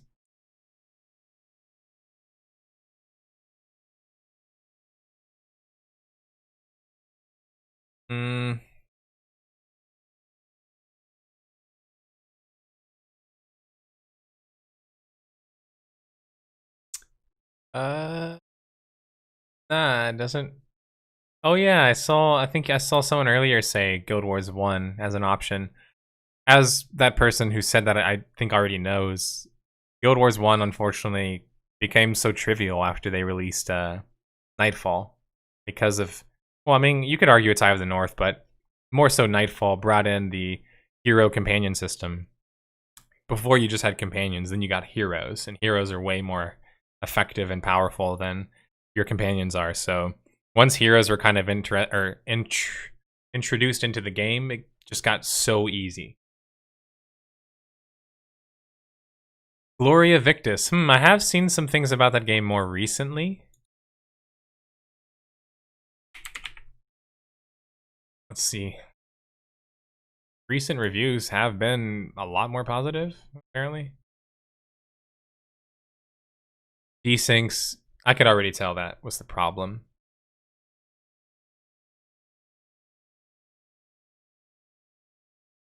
Too many exploiters, terrible.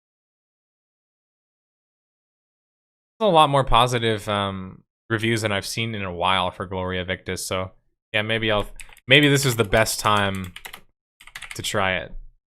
Project 1999, that's true. All right, and then after we're done kind of collecting some of these, PlanetSide 2 could be fun for a short time thing. I think yeah, no, I'm gonna post it in Discord, don't worry. I just wanted to first get something out of the way. Minecraft?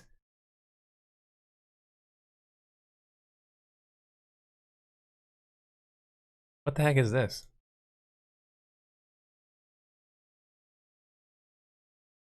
Oh, Gloria Victis, I'm assuming.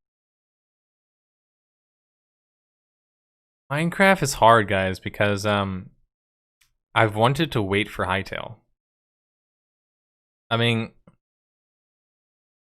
it is an easy one though. It is pretty easy to pick here. I almost feel like it's kind of like a cheat code though.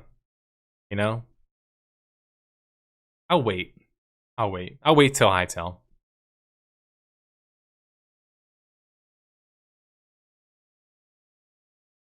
Rust? Nah, I don't think it's gonna happen for me, man. I think I'm pretty bored of that game, to be honest. Few hundred hours was all I needed. Squad?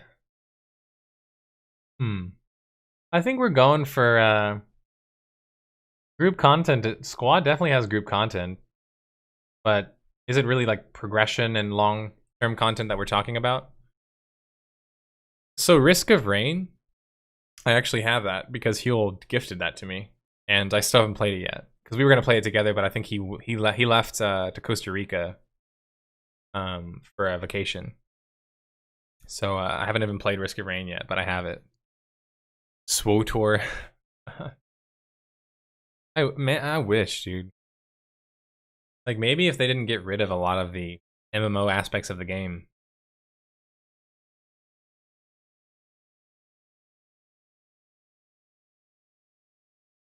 I think Risk of Rain is a great game to play with the community, but I don't know if it necessarily fits what we're talking about right now.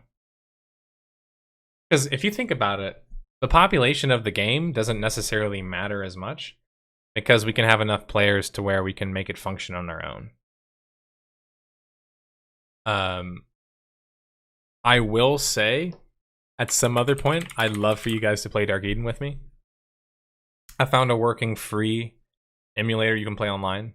That's like empty. Nobody's playing on it. So we would have basically an online world to ourselves kind of thing. But I wanted to wait on that for a couple of other reasons. No Man's Sky.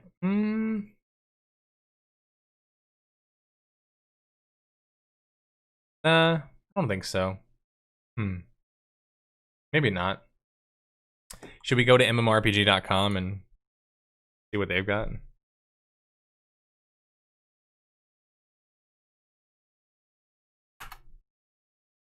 Real life.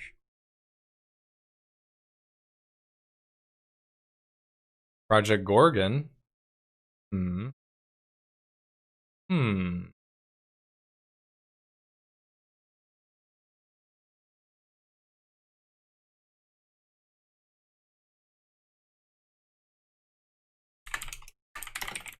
I have it already, so I'll throw it on there. The cool thing about Minecraft is it has so many damn mods that I could mod the hell out of it. And I could make it a hardcore server, which is probably what I would do. But I need to do more research into Minecraft, because are there any like Minecraft mods that are kind of easy to get running on your own that have more MMO-like progression systems?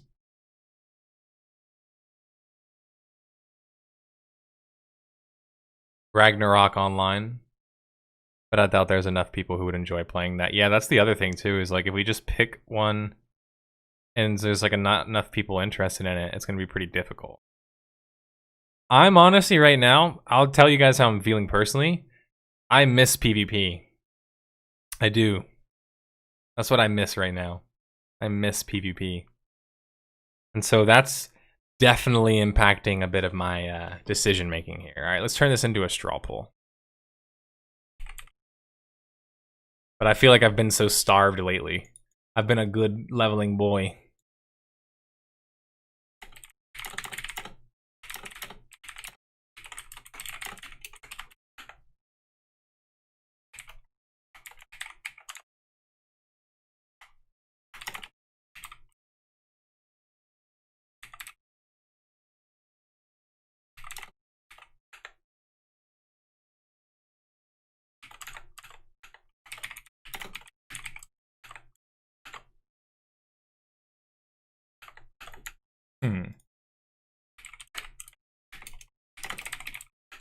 What was the other one that I missed? Oh yeah, Project 1999. There's 2 projects. And then...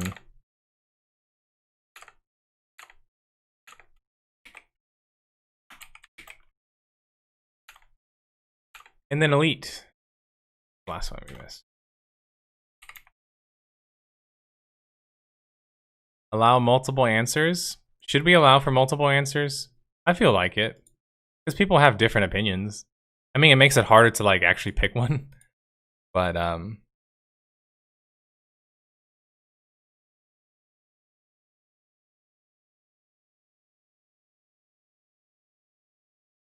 right, here you go. I'm gonna post it here, but I'm gonna post it in Discord as well.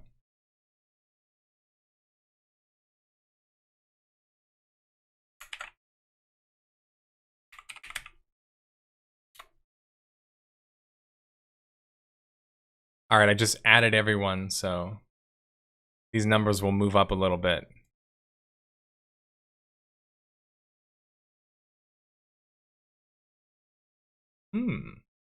Why is it ESO there? Sorry, just got here. So we've been trying to figure out as a collective for a community, what game do we want to play together? What MMO do we want to play together? And create like community goals for and have a community focus in. What I mean by that is, it's kind of explained here, but it's just like, has some level of difficulty as a prerequisite, has a focus on group content, and then we're going in with a master plan. So like, if we're going to play a certain game, we're going to have a plan when we go in with like, here's what we're going to accomplish. And then we'll just focus on kind of doing that. That way people always have like something to focus on, I guess. Makes sense?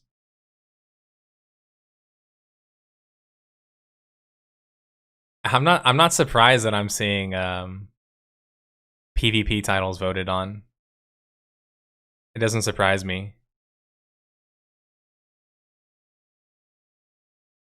It's all over the place right now. At 33 votes,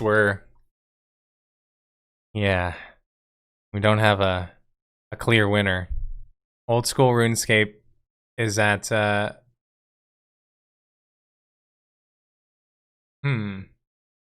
15%. Dark Age Camelot 12%, tied with Elite and SWG. Damn it, 3-way ties. Sample size is too small, man. I might have to wait, man. Yeah, I might wait. Not enough time, I think. We need some more results.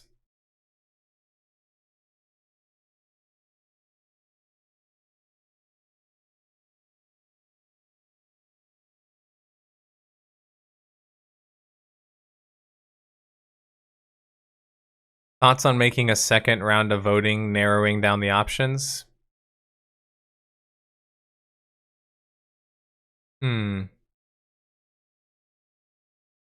Yeah. I'll leave it up for next week's podcast. And then we'll make a decision then. We'll make a decision on which game we are going to choose.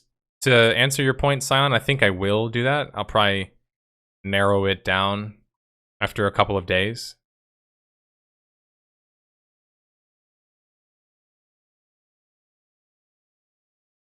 Yeah, when I put ESO on here, I didn't mean to say that ESO is difficult to play. I meant more so that I know it is a game that at least we can have some group activities, group focuses, and then also like PvP at least. So it's like,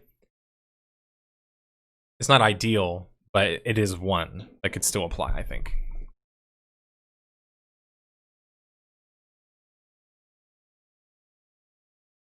It's difficult not to fall asleep while playing. What are you playing?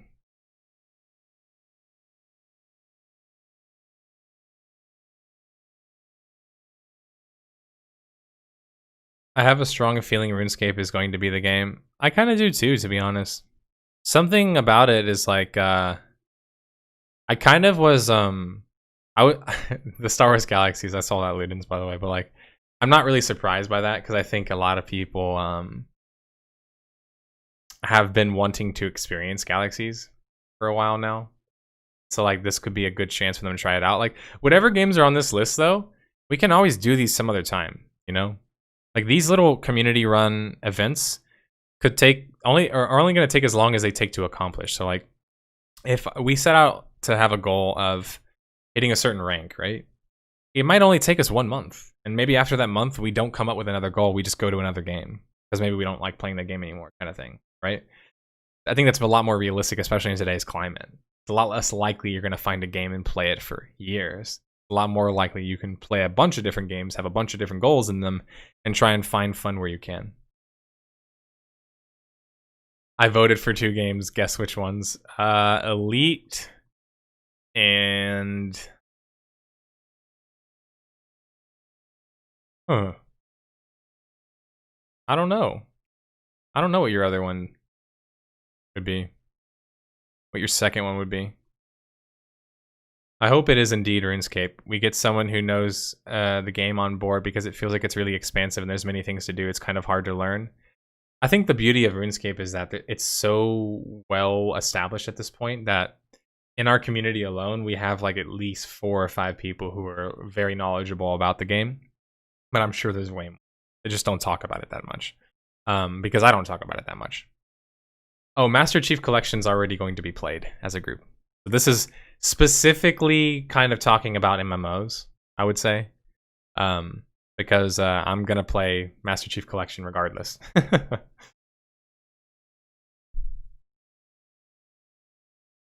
Yeah, Battler Man, I actually find RuneScape's gameplay on principle boring. But that doesn't mean that I can't enjoy playing it, you know? I think I can still enjoy playing it, and I also think I can still enjoy playing it as a group. Would I play it alone? Solo? No. That's what I'm saying, Battler Man. You don't even have to be a combatant. You can just be a farmer or something. So, like, that's why I'm a little bit more open to it, even if I don't like the gameplay that much. I feel like there's a lot more room to do other things within that world. Yeah, I'm curious to see how this all shakes down, though. I think I've kind of reached the point where I think it's a good time to end the podcast today. We were very off the cuff today. It felt good, I would say. I liked it. I enjoyed it, and also I think we should absolutely see some interesting rumblings here on which of these are going to be far and away the #1 game. Which one ends up winning at the moment? Got a 4-way tie of sorts. So, we'll see, huh? A few more days.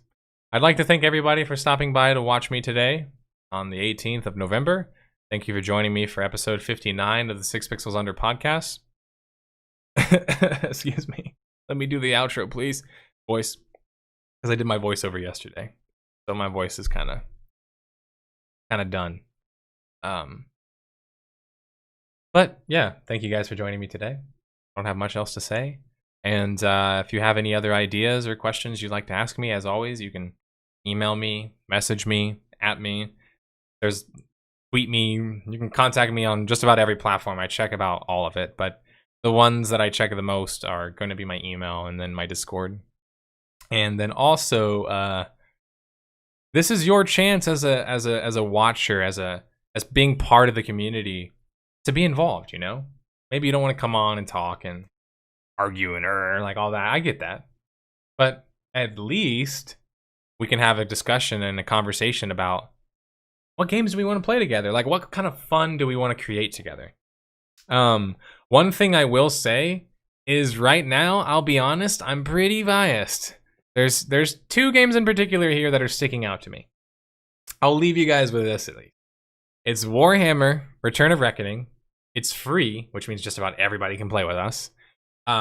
It's a very fun PvP game, and in my opinion, the best PvP game to get your feet wet. Third, I fucking love the game. I've leveled nearly every character to max level, except for Rune Priest, except for Shaman, and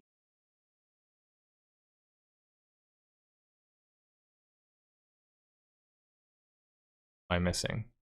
Sorcerer. I don't think I have a max level Bright Wizard either, but I did play it.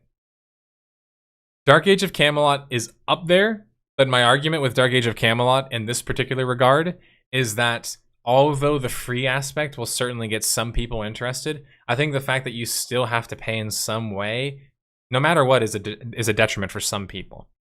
For me, what I'm more interested in Warhammer over Dark Age of Camelot, frankly speaking, is they use the exact same engine, except one is considerably newer, and it's still dated as fuck. So it's like Warhammer's gameplay and its engine, I'm sorry, I just think they're way better than Dark Age of Camelot. That's not saying a whole lot, because it's got its own problems. It's a little bit clunky, right? It's got some downsides to it, right? But the beauty of a game like Warhammer is leveling is PvP. So if you don't want to grind and PvE, oh no. What if when we did Warhammer, we only leveled off of PvP? Or some shit like that, you know? What if we just like primarily leveled off of PvP and see how long that would take us? How would you get past level 1? Well, I think you'd have to get to level 10 to do Northern Watch, right? Or no. 6. 5. 5 or 6? I think 5 or 6 is usually when you can first start doing Northern Watch. And 11 is the cap, obviously. Yeah, I think once you hit level 6 or so, you could stop leveling in PvE, period, and then just do PvP.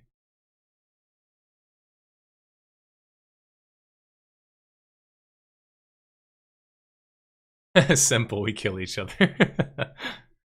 It's simple, we kill the Batman. It'd only be interesting in Dark Age of Camelot to see what a Quake-like MMO would be. Dark Age of Camelot's not the Quake-like one. Darkfall is. I just didn't put Darkfall on here because the problem with Darkfall is... I don't mean to hurt your guys' feelings. I think y'all ready for that one yet, okay? We need some more time. I need to build y'all as like elite killer soldiers first. And other like maybe more theme park MMOs. Like Warhammer. Or Elder Scrolls. I feel like I need to start there with you guys, kind of, you know, build that. And then maybe we can try a game like Darkfall some other time. Because that game is, we're not going to be able to insulate ourselves in a game like that, is what I'm trying to say. You know, it's like, you're going to be exposed to what I grew up playing and the kind of players that you play with in games like Darkfall, who are still playing the game, I should say. Because, like, I think the players left playing the game are basically barely anybody's left. So the only PvP you'd get in Darkfall is getting killed by the supreme overlords of Darkfall. And all I'm trying to say is I just don't think that would be fun for you guys. Whereas Warhammer doesn't require you to be a sweat lord in order to be useful or be good, right? You don't have to have grinded for 6 months. You know what I'm saying? Like, you're immediately viable. You get bolstered. You're always useful. You got CC. Maybe you're a healer, right? You get bolstered to level 19 if you enter PvP at level 1. That's good to know. Is that something they've changed recently? Because I don't remember that. I kill anyone for profit. Hey, I mean, Darkfall's a great game to kill for profit, but when barely anybody's playing the game and the whole crux of the game is player interaction, that's why I didn't really put it on the list. All right, I'm leaving now. Nobody's roping me into staying longer. I need to actually go deal with selling this car right now. The lower your level, the higher you get bolstered. Okay. What I wanted to say, though, is whatever MMO ends up getting picked, excuse me, I'm excited. Excuse me. So, we'll see. See you guys next week. And this week, we're working on the Lineage 2 Death of a Game. That will be out next week. As well, the Rise of Mobile MMOs video that I talked about that I'm working on myself. That one. So we might have a double upload next week. So hopefully, that's the plan so far, a double upload. And that Lineage video is going to be a bigger one. So I think you guys will be excited about that. And of course, it's an MMO. So I think you guys are always excited about that as well. So with that said and that being said,